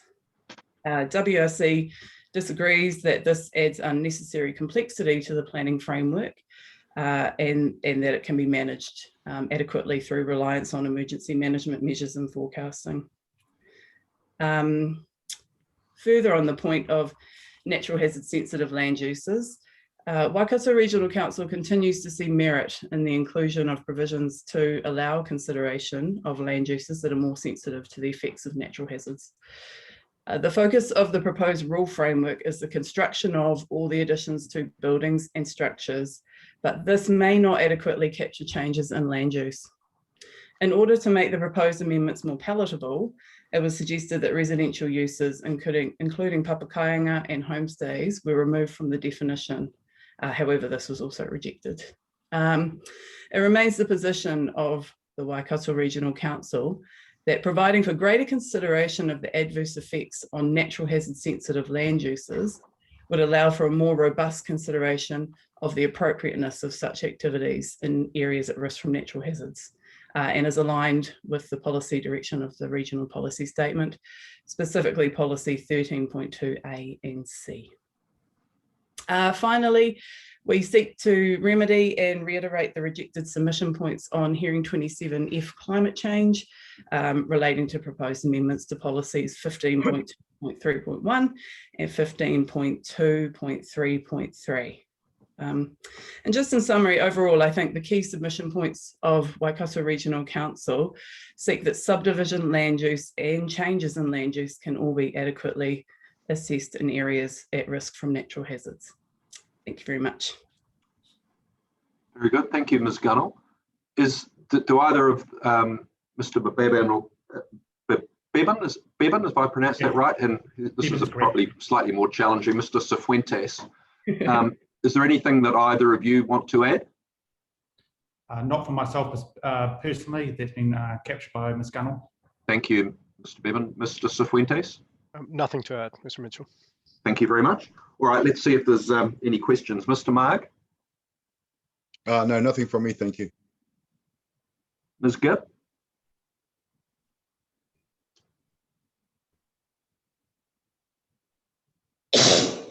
Apologies. So no, there's a lot of points there, and I think there's a lot for us to consider. Obviously, some of them, the practicalities of how to do some of the things that you're suggesting. So thank you for all the points that you've brought up. Thank you. Thank you. Ms. Sedgwick. Thank you. I'm looking at your 4.9 and wanting to tease out a little bit about your residual risk in defended areas. And I know you've addressed that in 15.6.2 with some suggested restricted discretionary rules. And I'm wondering, how do you balance that so that it is fair and equitable and achieving the balances that need to be achieved? Would you just tease that out a little bit for me, please? I'll take this one, Sarah. So at the moment, the policy that kind of talks to defended areas talks about subdivision use and development. So kind of capturing all aspects within a defended area. And Waikato Regional Council recognises that defended areas, they are a lower hazard area by the virtue that they have stop banks there providing protection. However, there is still a residual risk there, and the rule framework as it currently goes only is dealing with the subdivision aspect of it, which is a restricted discretionary activity. There's nothing that's covering the use and development componentry of it. So what that's doing is creating a little bit of a loophole where somebody could come in and build a new dwelling or a new commercial building, depending on your underlying zone, have kind of no floor level requirements or anything like that. And then they are at more of a risk as a result if the defended area if the stop bank was to breach or the likes of it. However, if they were to do a subdivision first, they'll probably have a minimum floor level or some requirement to address the hazard. So people can actually rework the loophole where they build first, subdivide later to get around the rule, as opposed to actually looking at some kind of framework. And it may be a similar framework to the 1% AEP, where there's just a minimum floor level, which sits at that permitted. So you're not at a more restrictive status than the 1% AEP, but at least some acknowledgement that use and development needs to take into account the residual risk that's currently sitting there. Good. No, that's clarified it as I had expected. Thank you very much. Thank you. Mr. Fulton? No, I don't have any questions. Thank you. Mr. Cooney? Yes, thank you. Thank you for the very concise way you've put your submissions.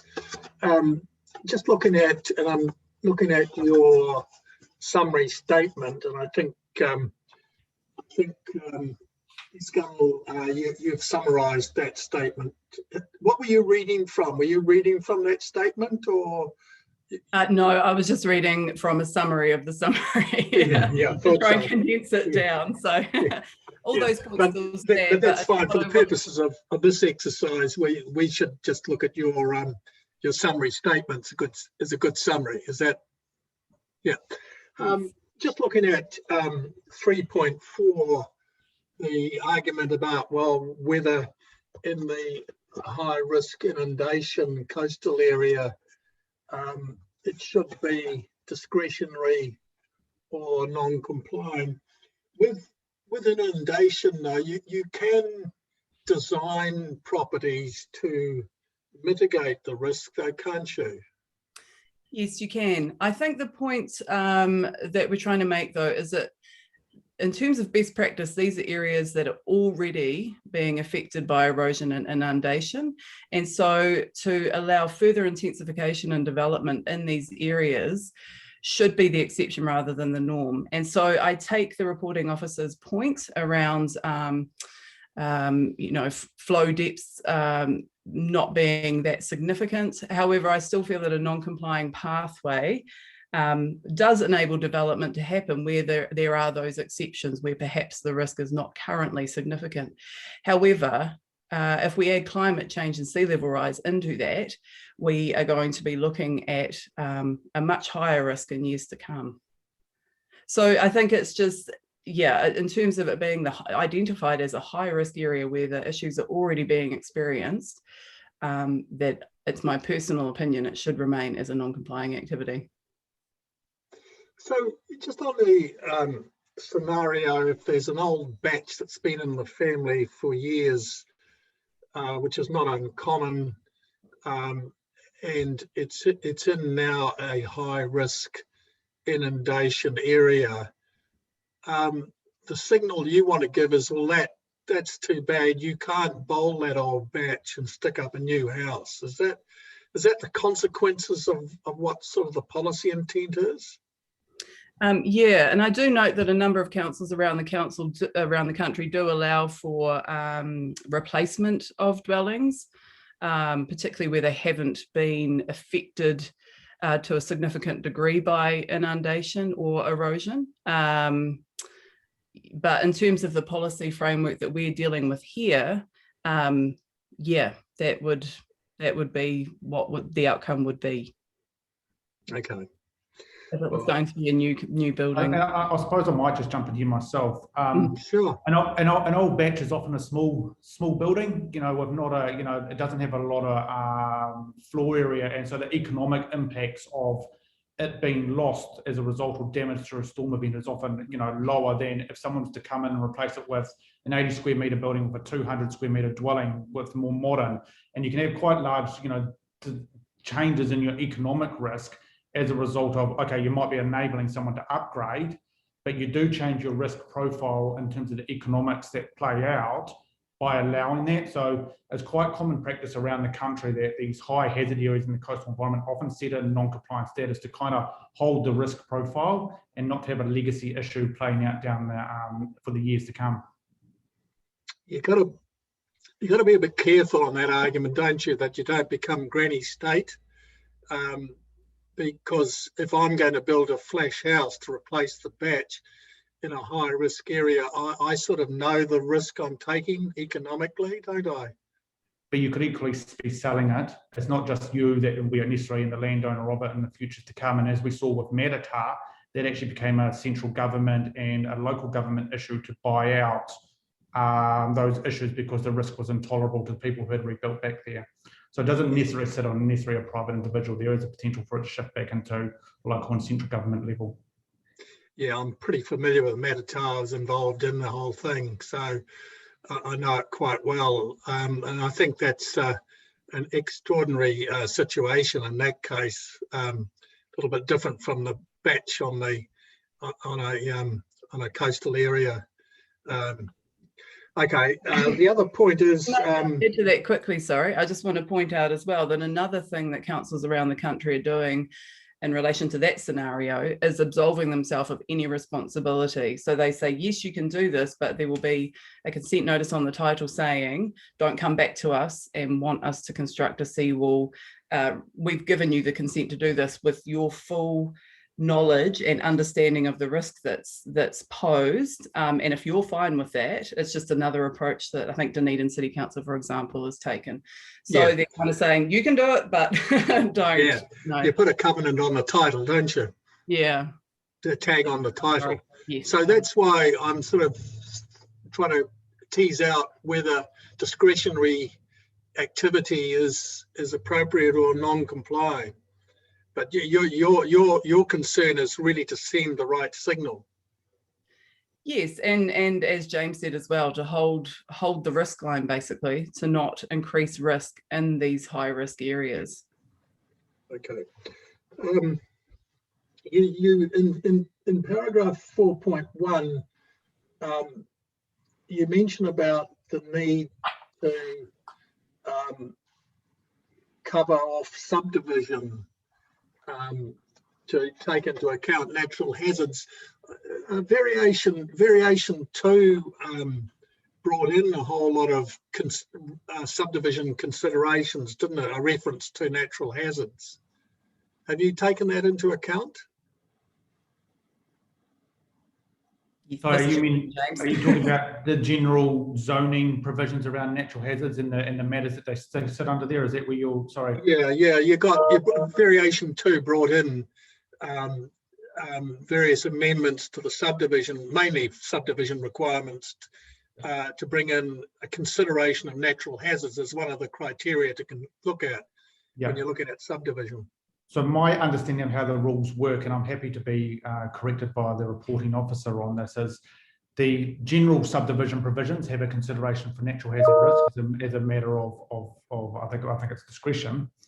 But in terms of an overlays where the rules apply, then the subdivision rules of the overlays have the majority weighting because they're the ones that are sitting on top of the overlay. So they have the potential to trump the underlying zone provisions. But that's my understanding of how the provisions work and how an overlay provisions normally work. But on this one, I'm happy to be corrected if the reporting officer has a different view.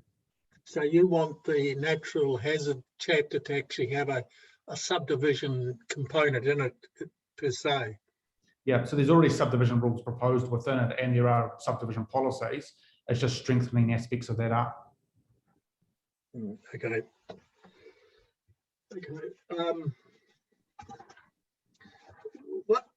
What's your position on the liquefaction district-wide approach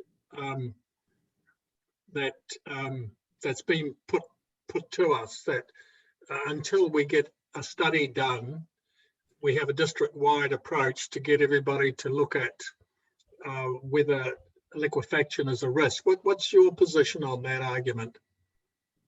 Yeah, so I'll take this, James, because I was listening in yesterday and heard the discussions, and so we are supportive of the approach that's being proposed by Mr. Eccles, and it is an approach that is seen with other councils around the country as well, where they do not have not yet undertaken the liquefaction mapping, and basically it is just to ensure that development again is not allowed to proceed in proceed in areas without adequate assessment. And I also do note that we do have that time frame of November 2021 this year, where all councils have to have at least a region-wide mapping of liquefaction areas that are potentially susceptible to liquefaction done, which will help inform the policies as well. So my understanding in terms of the proposed plan, it is around these policies and assessment matters.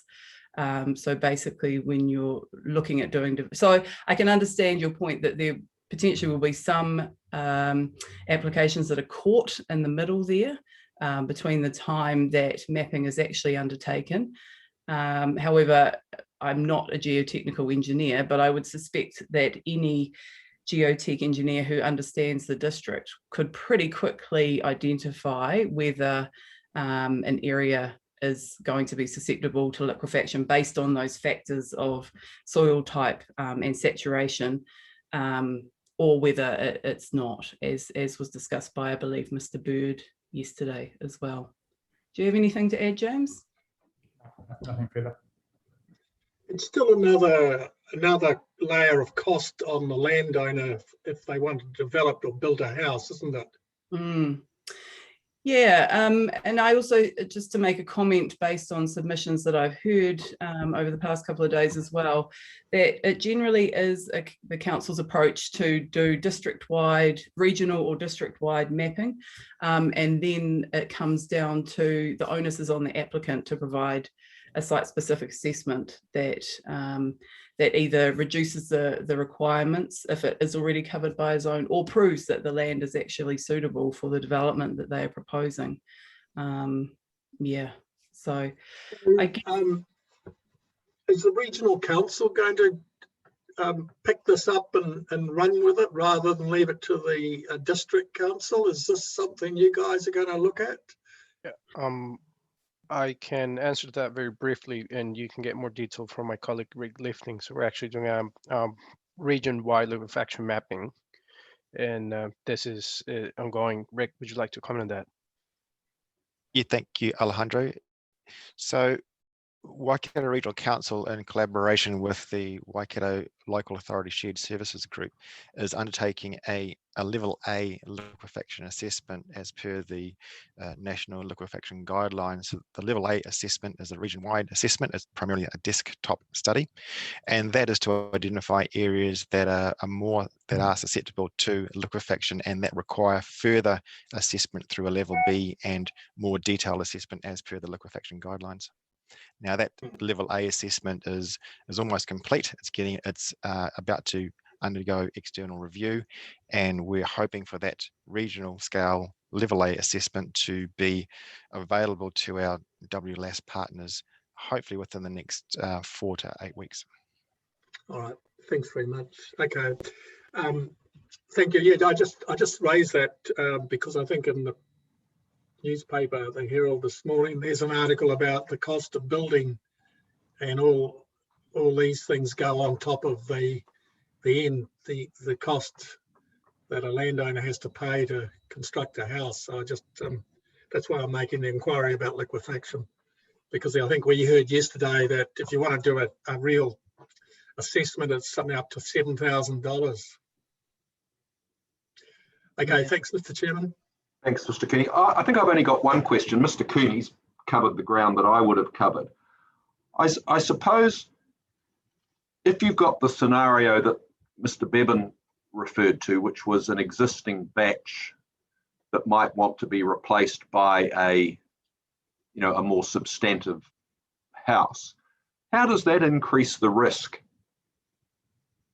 Why does that increase risk? I mean, the location's the same, the people there are the same, people live in batches on a permanent basis.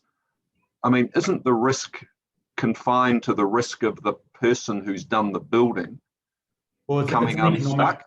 Yeah, it's an economic risk change. It's because the value of the asset exposed has increased as a result of the upgrading works that's been undertaken. So why is that the council's concern if someone goes in with their eyes open and builds it? Because inevitably people come back to council, unfortunately. People say, well, you allowed me to build here, so you need to put a seawall in to allow me to upgrade.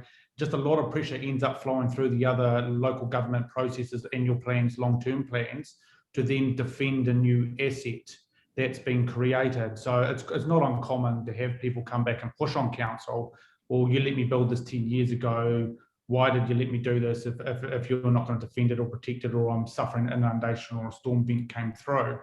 As Sarah indicated, you can consent notice or covenant your way out of it. The general kind of accepted view, positioning around the country is, when you're in a high hazard area, generally you're a little bit reluctant to allow for too much upgrading or development works to occur in those areas because of, you do have changing the risk over time, and unfortunately, it may come back onto councils. Well, it may and it may not. And it seems to me that the approach that you're suggesting, if you take it to its extreme, and I'm not suggesting that you are, but you take that to the extreme, the purpose of the RMA is to, manage risks, not to eliminate risk to regulators. Mm. And it seems to me, if you were being uncharitable, you could say that seems to be heading along the direction of what you're proposing. I disagree. Section 6H is management of significant natural hazard risk, and I would say a high hazard area is potentially sitting around a significant natural hazard risk. Yeah, but if that area is not well defined, I mean, I think that's the issue. And I think everybody that we've heard from so far says, if you've done the work and the risk is quantifiable and clear, and we know what's what, that's one thing. But to do, and I mean no criticism of what's been done, but if all you're relying on is some reasonably, preliminary type modelling, the 1D modelling, and you're then using that to curtail things, that would seem to me to be an approach of saying, well, we're not sure what the risk is, therefore to make sure there is no risk, we'll make sure that there can be no activity. And it's a sort of a self-defeating prophecy somewhat. I respect the view. Sarah, sorry, you were going to say something. I just cut you off. No, you're okay. Continue. Yeah, I respect your view. I mean, I can understand where you're coming from, because with a non-compliant, with an avoid, it does set a high threshold to get through. and it could be taken through the nth degree to, do you allow for enablement or do you allow for some upgrade? I guess it's just our position is, this is it's not like it's affected by a static hazard where it's not going to change over time. Inundation and coastal inundation, we know it's going to get worse with sea level rise. We know that, this is not something that, not like a fault rupture. If an earthquake happens, you almost get a reset period.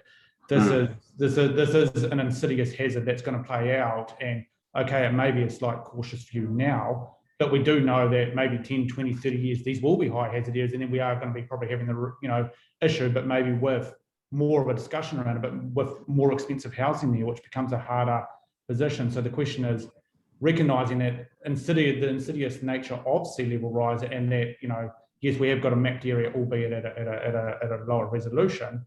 Is it, where do we sit the activity status line, and is it discretionary, is it non-compliant? And we're just saying, from our perspective, given what we're looking towards the future as well, we think non-compliant is probably the most appropriate activity status. All right, no, I understand the point that you're making, so thank you very much. And I've got no further questions, so if there's nothing else from the panel, No, I don't think there is. Thank you very much for the very detailed submissions and evidence that you've provided. Thank you very much. Thank you. Which brings us to Mr. Arbuthnot for Ports of Auckland, please.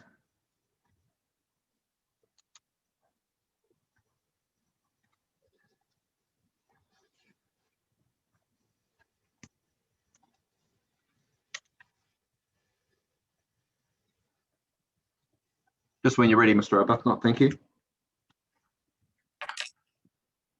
What about now? Can you hear me now? Certainly can. Is that better? Thank you. Perfect. Just 1 second, I'll just turn my volume up.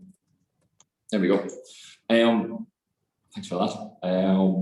So my name is Mark Arbuthnot. I'm a planner with Bentley & Co. Prepared a primary statement of evidence for Ports of Auckland on the natural hazards and climate change section of the hearings. My evidence itself, maybe if I just talk very briefly to my summary statement, but my evidence itself is primarily focused on two matters. The first one being the application of the flood ponding area, and both Ms. Carter and I are of the same opinion that it should apply to mapped areas as opposed to unmapped areas. I don't intend to really dwell on that, given the level of agreement there. The other matter then relates to this rule 1543, which is the discretionary activity status for the floodplain management area and flood ponding area.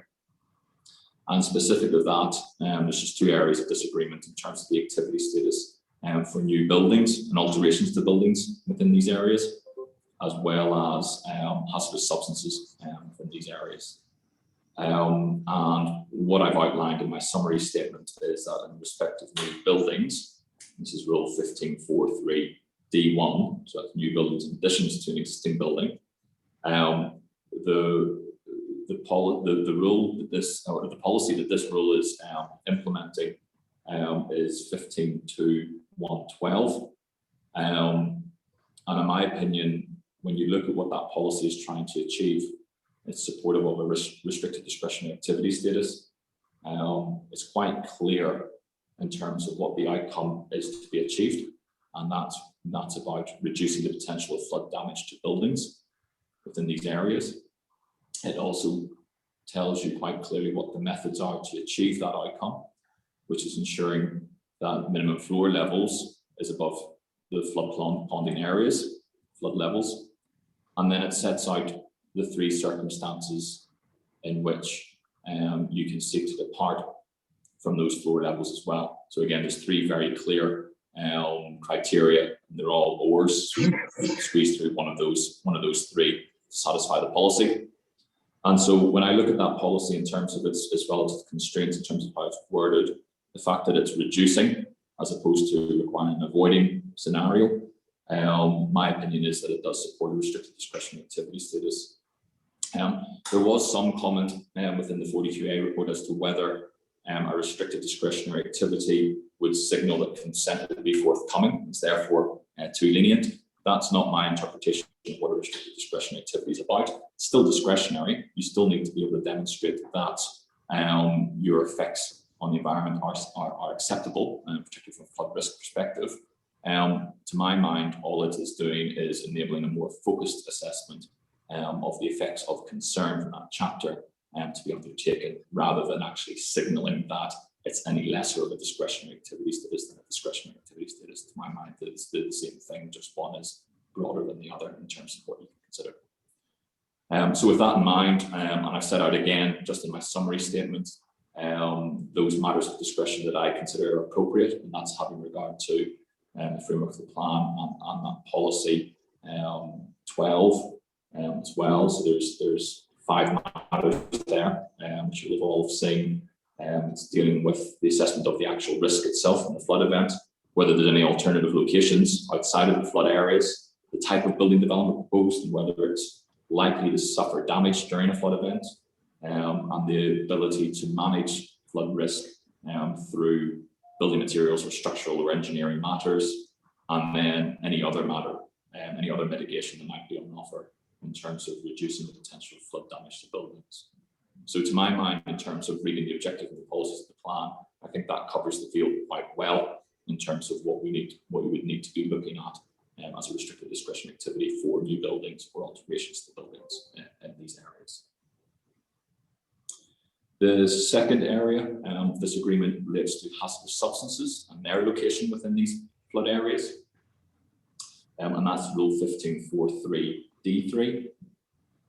And as I pointed out in my evidence, in my summary statement as well, there was a draft version circulated by the panel for hazardous substances in terms of controlling major hazardous facilities. And within the draft that was circulated, you'll be aware that applications for resource consent as a discretionary activity for a major hazardous facility would have to provide a risk assessment to address a number of things, but that actually includes the potential for natural hazards to impact on the operation of the hazardous facility. And I agree that that's probably the right approach. I have a concern generally in terms of having more sort of blanket controls around hazardous substances within these flood areas. I don't think that they're warranted, having regard to the MFE guidance that was discussed back at hearing 8A and their advice in terms of managing these things, which was very much to look to see whether or not the Health and Safety at Work Act and other regulations and requirements under the Building Act would be sufficient to manage such effects. And really they were of the opinion that blanket provisions have the potential to result in consent and requirements without benefits. So that's very much sort of where I'm coming to from on this. So we've either got a discretionary activity status that allows those natural hazards to be considered, or if we're going down a different route, then my evidence at 8A also set out why I considered a restricted discretionary activity status would be appropriate for certain types of hazardous facilities. And those matters of discretion that I put forward also included the consideration of the actual potential effects from natural hazards. So where I get to on all of that then is to simply amend Rule 1543 to remove the references to D1 and D3 and to move D1 into its own restricted discretionary activity status. And that's really sort of the top and the bottom of it in terms of the changes that I'm seeking and some of the rationale sitting behind it. So I'm happy to take any questions you might have. Thanks, Mr. Arbuthnot. Let's see how we go. Mr. Fulton, any questions from you? No, but you seem to be pretty well in general agreement. So no, I don't have any questions. Thank you. Thank you. Ms. Gibb? No questions, thank you. Ms. Sedgwick? Oh, just one small one, thank you. Mr. Arbuthnot, in your helpful amendments to Chapter 15, 15.2.1.15, could you just explain your thinking behind excluding overland flow paths from that policy, please?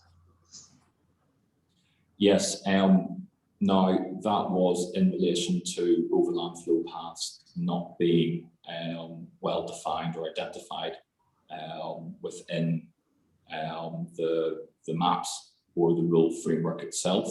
I think in reality though, and I'll just go back to my attachment, it may be a typographical error. I think in the end, yes, okay, on that policy, apologies, that should be amended just to remove that, that deletion. I don't think I actually presented any evidence of disagreement with the Section 42A report. So actually I agree with the response to the Section 42A report in respect of that matter. So yes, I apologise. That red line to that policy is an error from my part and shouldn't be there. A rare one. Thank you very much. Thank you. Thank you. Mr. Mark? No, nothing from me. Thank you. Mr. Cooney? No, thank you. No, and I don't have any questions either, Mr. Arbuthnot. That's pretty clear. Thank you. Thank you very for your much. evidence. Thank you. And that now leads us to Shand Properties, Mr. Dawson, and just repeating what Ms. Gibbs said, she's waved goodbye and we'll let her back in when we finish Shand Properties. Thank you. Thank you, Commissioners, and thank you for the opportunity to speak very briefly on behalf of Shand Properties, Jackie Rogers. I really just speaking to the stage 2 submission, noting that Shand Properties are long-term landowners in Huntly North, and they have made some rezoning submissions which will be heard in July for their land. But in relation to stage 2, the focus of our submission was really seeking to reduce duplication and looking for a controlled activity consent where geotechnical and other matters relating to natural hazards had been addressed at the time of subdivision. And I note that on behalf of Shand, we've already undertaken a significant amount of geotechnical work for those sites, and we're concerned at the prospect of every landowner in a new residential lot in the future having to obtain their own separate geotechnical assessment for putting a house on or a garage or a building. And that was where the recommendation came through in our submission seeking a controlled activity. So I listened into the 42A author report yesterday, Mr. Eccles, and concur with his recommendation about proposed rule 15.11.1a, controlled activities, and consider that that will improve efficiency, reduce duplication, but still give the council certainty and comfort that the geotechnical issues in terms of mine subsidence and geotechnical stability are appropriately addressed in any development. That's really all I wanted to cover, Commissioners, but happy to take any questions if there are any. All right, thanks very much, Mr. Dawson. Mr. Mark? No, nothing from me. Thank you, Mr. Dawson. Mr. Fulton? No, thank you, Mr. Dawson. Thank you. Cedric? No, thank you. Yeah. No, she's not. Oh, she's not here. Sorry, my apologies. Mr. Cooney? No, no, thank you. No, and I don't have any questions either. Thank you. Okay, thanks very much, Thanks, Commissioner. Mr. Dawson. Thanks for your time. Good. Which brings us to Genesis Energy, and Ms. Gibb will return and I will depart for the at the start of the hearing.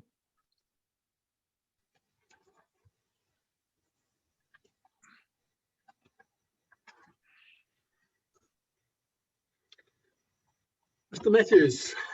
Yes, good morning. Thank you for the opportunity. And so you'll have noticed I've been listening in just to try and keep track of where you're at, so ready to go. Yeah, okay, thank you. I've produced an evidence summary that I provided late last week, was it? I can't remember exactly the date, but I'll just work from that. The points that I raise in my statement are fairly simple, basic terms, and I think if I could just say I've also looked at the council rebuttal evidence, and there's nothing in the rebuttal evidence that changes my position.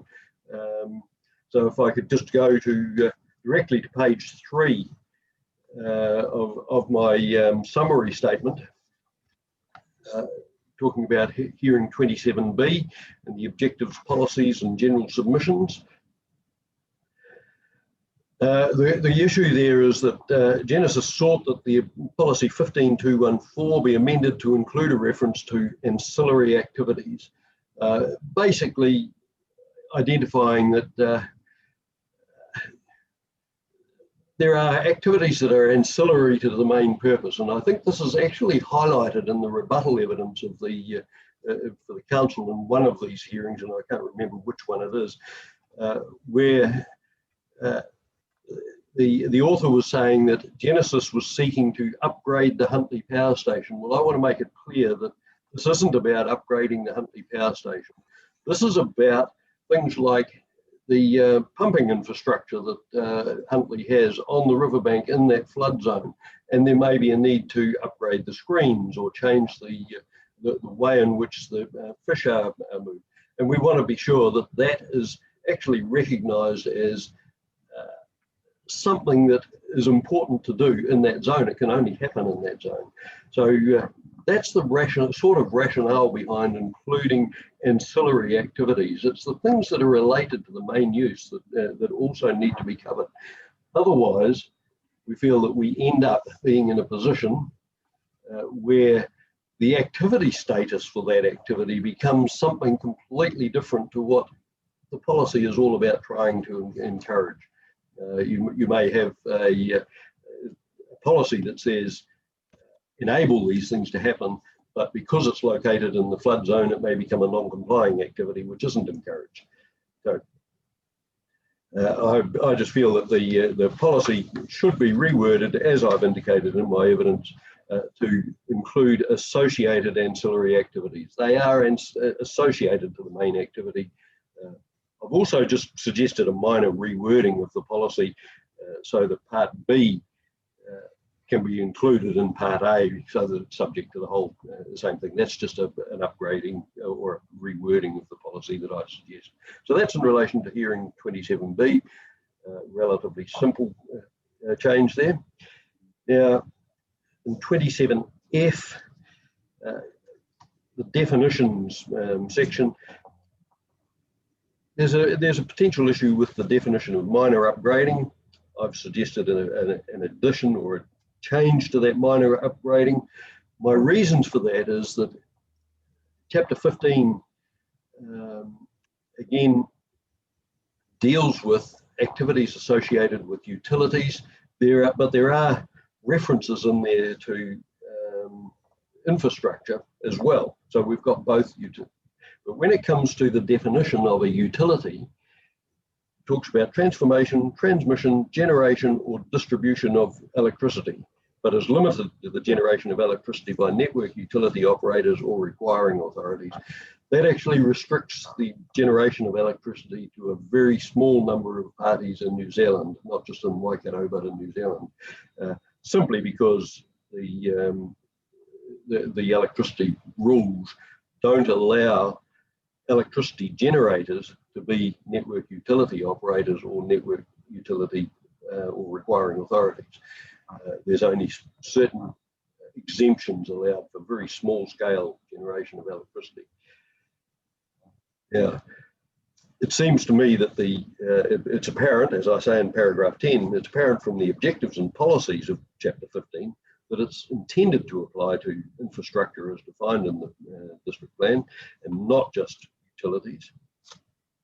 For example, Policy 215 explicitly provides for the operation, maintenance and minor upgrading of existing infrastructure and utilities in all areas subject to natural hazards. Now that's what the wording is.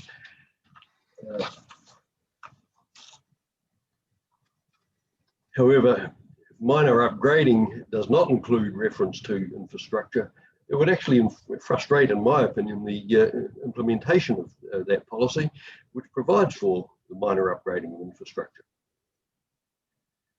And as I've said, because Genesis is an electricity generator, it is not a network utility operator, and the definition of utility does not apply to them. Now, there's all sorts of ways in which you can skin that particular cat. You could actually say, for example, electricity generation not provided by a utility operator, whatever. I've suggested some wording there as to how that can be done. I've suggested including infrastructure. If there's a concern that infrastructure is too broad, then it could be minor upgrading or upgrading of electricity generation infrastructure. And similarly, the earthworks, upgrading of infrastructure and utilities could be electricity generation infrastructure, if that's going to be the concern. It seems to me that the rules that apply to utilities should actually apply to infrastructure such as that I've explained for Huntly Power Station, given that the objectives and policies in Chapter 15 apply equally to infrastructure and utilities. Then for flood hazards and defended areas, hearing 27C, similar issue. The objectives and policies relate to both infrastructure and utilities. Several of the permitted activity rules only apply to utilities. I don't see any effects-based reason why utilities should be separated out from the type of infrastructure that I'm talking about, which has to be located in that flood hazard area. That's the only way you can take water for the Huntly Power Station, for example. And in that regard, I think permitted activity rules 15.4.1, P5 and P6 should be amended to include reference to infrastructure alongside utilities. That would naturally, in my opinion, the definition of infrastructure would limit the breadth of activities that the permitted activity rules provide for. However, as I just mentioned, if you wanted to be more specific, it could be electricity generation infrastructure, which would limit it even further. I've therefore suggested some amendments to those rules, as I've set out there. Pretty basic existing infrastructure and utilities. I've also included associated earthworks. Now, this is again for the reason that I outlined just a few minutes ago. If you don't include those activities and some earthworks, for example, building a track down so that you can get some new screens in place to put at Huntly Power Station, if you don't include those earthworks, the intent of providing for those minor upgrades is actually lost, because your activity status for your rule may actually be determined by some other rule in the plan that says actually it's a non-complying activity to have earthworks in that zone. So it's just to make it clear that if you're going to have a rule that allows for some minor upgrading, it should allow for all the components of that minor upgrading, not just the upgrading itself. How are you going to undertake it? The rules need to provide for that. So that's the reasoning that I've actually included earthworks in there. That's the most obvious other part of an upgrading activity that would need to take place. And then again, as I've suggested there on the last page of my evidence, the definition of minor upgrading, I've suggested it should include infrastructure. If you're of a mind to limit that further, then electricity generation infrastructure might be a simple modification. Thank you. All right. Thank you. I'll just see if any questions from the panel of you, Mr. Matthews. Ms. Gibbs. Yes, thank you.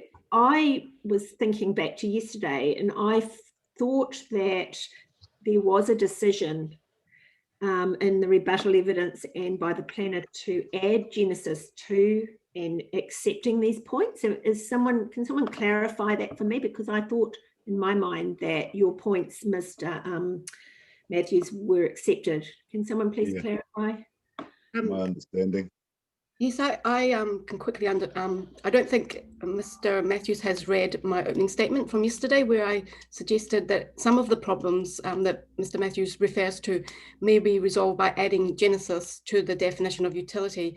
So requiring authority, network utility operator, and Genesis Energy, and that would be within the scope of the submission. Yes, my apologies. I certainly hadn't seen that statement. I was looking at the written rebuttal statements, and I must have missed that one. I would suggest that it's not just adding Genesis, as I suggested, it might be electricity generation operators or something like that. So the name of the organisation doesn't make the difference. So thank you, Mr. Matthews. All good points. Cedric? I take your point on adding Genesis, because there may actually even be a point where the company would change its name and that would create its own issues. But thank you also for introducing or explaining and clarifying the ancillary activities. I appreciated that.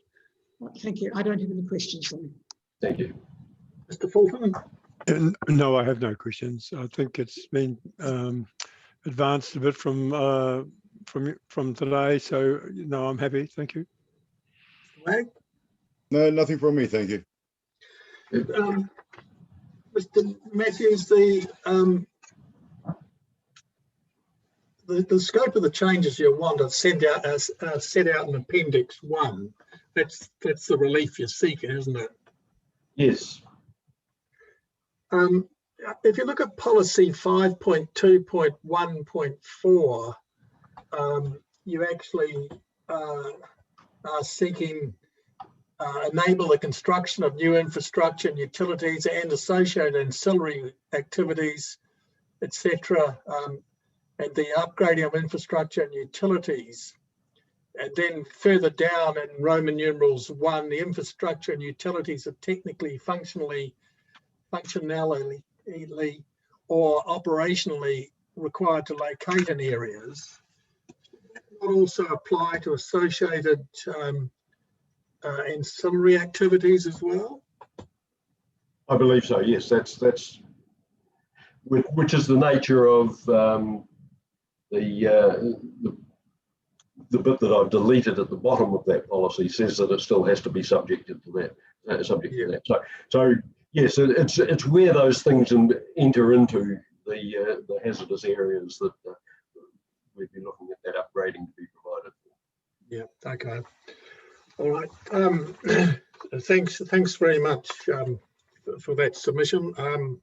I just comment, you mentioned there are other ways to skin the cat. I suppose you really got to be careful about that sort of old phrase, because there might be cat lovers here. Sure. Apologies for that. Yes. Okay. Thank you. Thanks, Mr. Matthews. Thank you. Thank you. We're now due to hear Mr. from... Mitchell might be a cat lover. I might not too. He's a fish lover.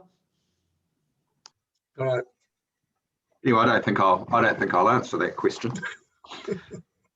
But we now have Darcel Rickard to speak on behalf of Te Kupua Trust and Te Kupua 2B3 Incorporation, please. Kia ora, can everybody hear me okay? Yes, we can, thank you. Kia ora koutou katoa. E tika ana kia mihi atu kua koutou kua hui mai nei rungi te karanga o te rānei. Ko kario e te tupuna maunga, ko whaingaro te moana, ko te kōpua te whenua papatupu, ko Darcel Rickard tōku ingoa. And I just said it's important to acknowledge all of those that are online today for this very important kaupapa. Karioi is our ancestral mountain, Whaingaroa is our ocean that rumbles, and Te Kopua is our ancestral land, and Darcel Rickard is my name. And today I represent the descendants of Te Kopua, a Māori freehold land block that sits at the mouth of the Raglan Harbour.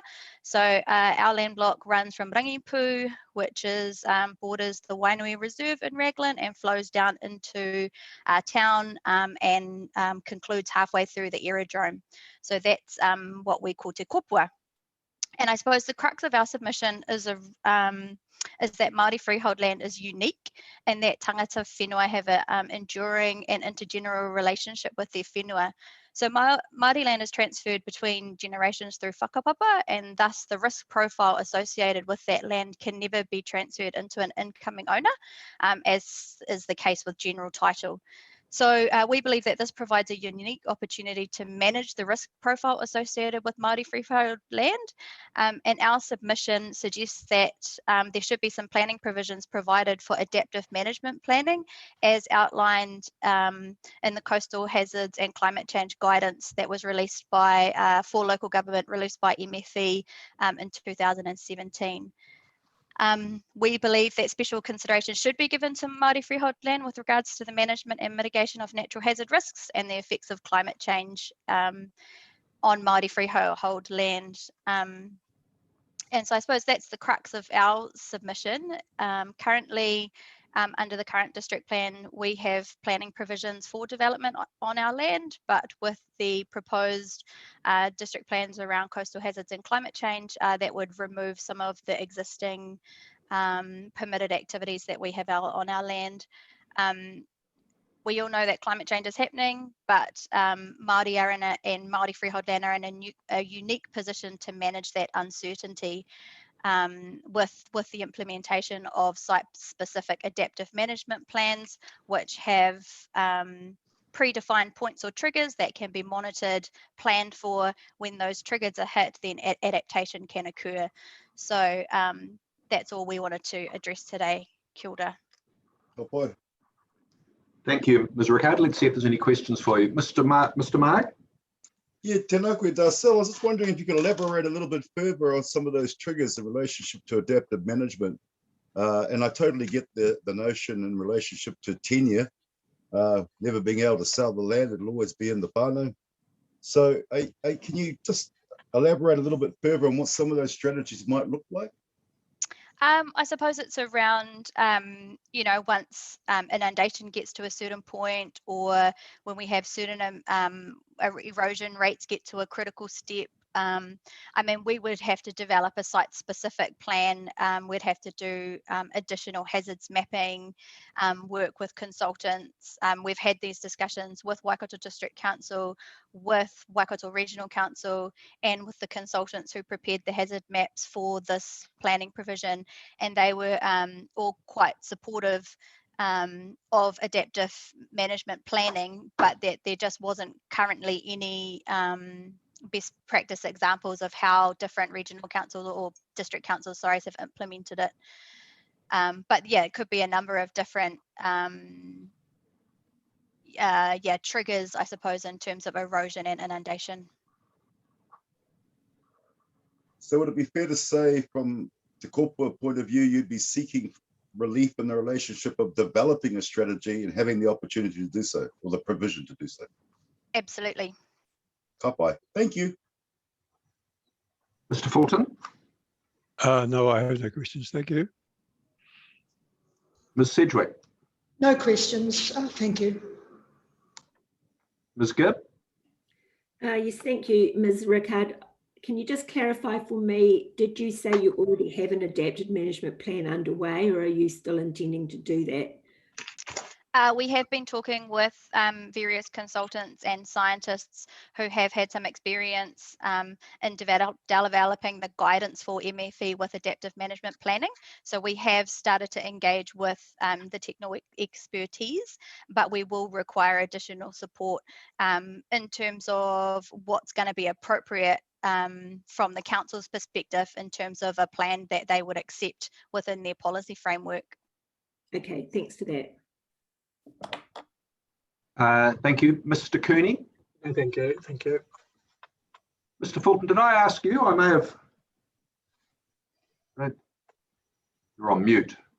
Yes. No, you did ask me. Yes. No. I did. I thought I did, but I thought I better double check. Yes, and I have no questions, Ms. Rickard. I suppose the only point I just want to ask though is that I think I understand the issue that says that, you know, Maori freehold land or Maori land generally is, you know, held close, and it's, not typical to sell it and all those sorts of things. And I understand that relationship, etc., and the practical realities of disposing of it, if that was ever an intention. But I suppose the other part of me says, well, you know, risks of damage apply to land irrespective of who owns it. And it was really the point that the regional council made, and they said, well, if land is able to be developed in a way that's, these are my words, not theirs, that is sort of inherently unsafe, then that's sort of not good decision making. How do we balance the sort of the existing rights that you have, the existing expectations you have, the relationship that you have with the land and your ability to exercise kaitiakitanga and all those things, and the district council's role of managing natural hazards? How do we reconcile those two sort of potentially competing issues? Yeah, and I think that's where the adaptive planning pathway process comes in terms of, you know, it's uncertainty, it's managing uncertainty.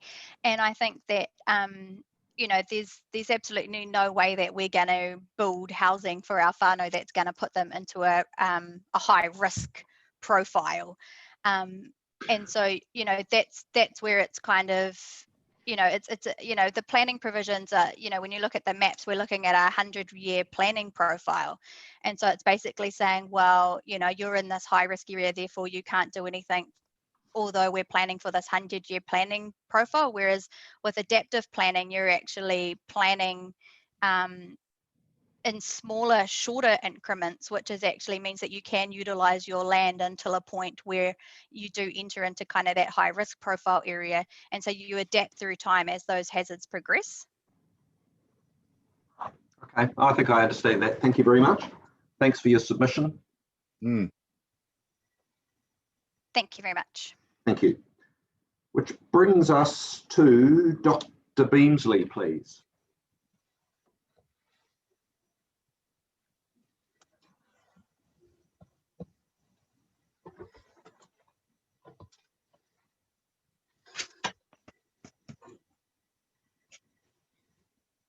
Mr. Chair, I don't know if he's in the call. I'm trying to get in contact with him, but I haven't had a response yet.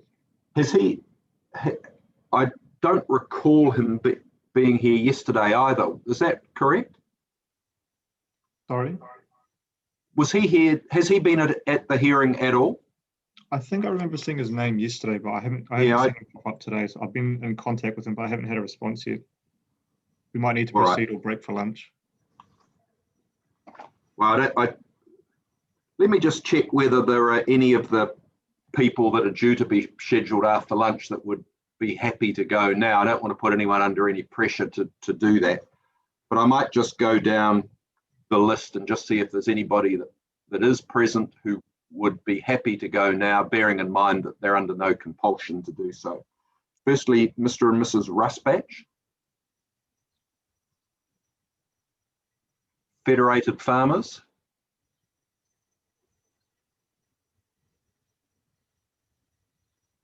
Horo Narara Community Group. Mr. Wilson. Ms. War. Whose name I can see, but obviously not keen at the moment, which is fine. Mercury Energy, and Mr. McBride. I think that's pretty clear. I think we'll adjourn for lunch. There's a separate meeting code for this afternoon, so you'll need to log off this call, please, and we'll resume at 1 o'clock, being the scheduled resumption time. Thank you.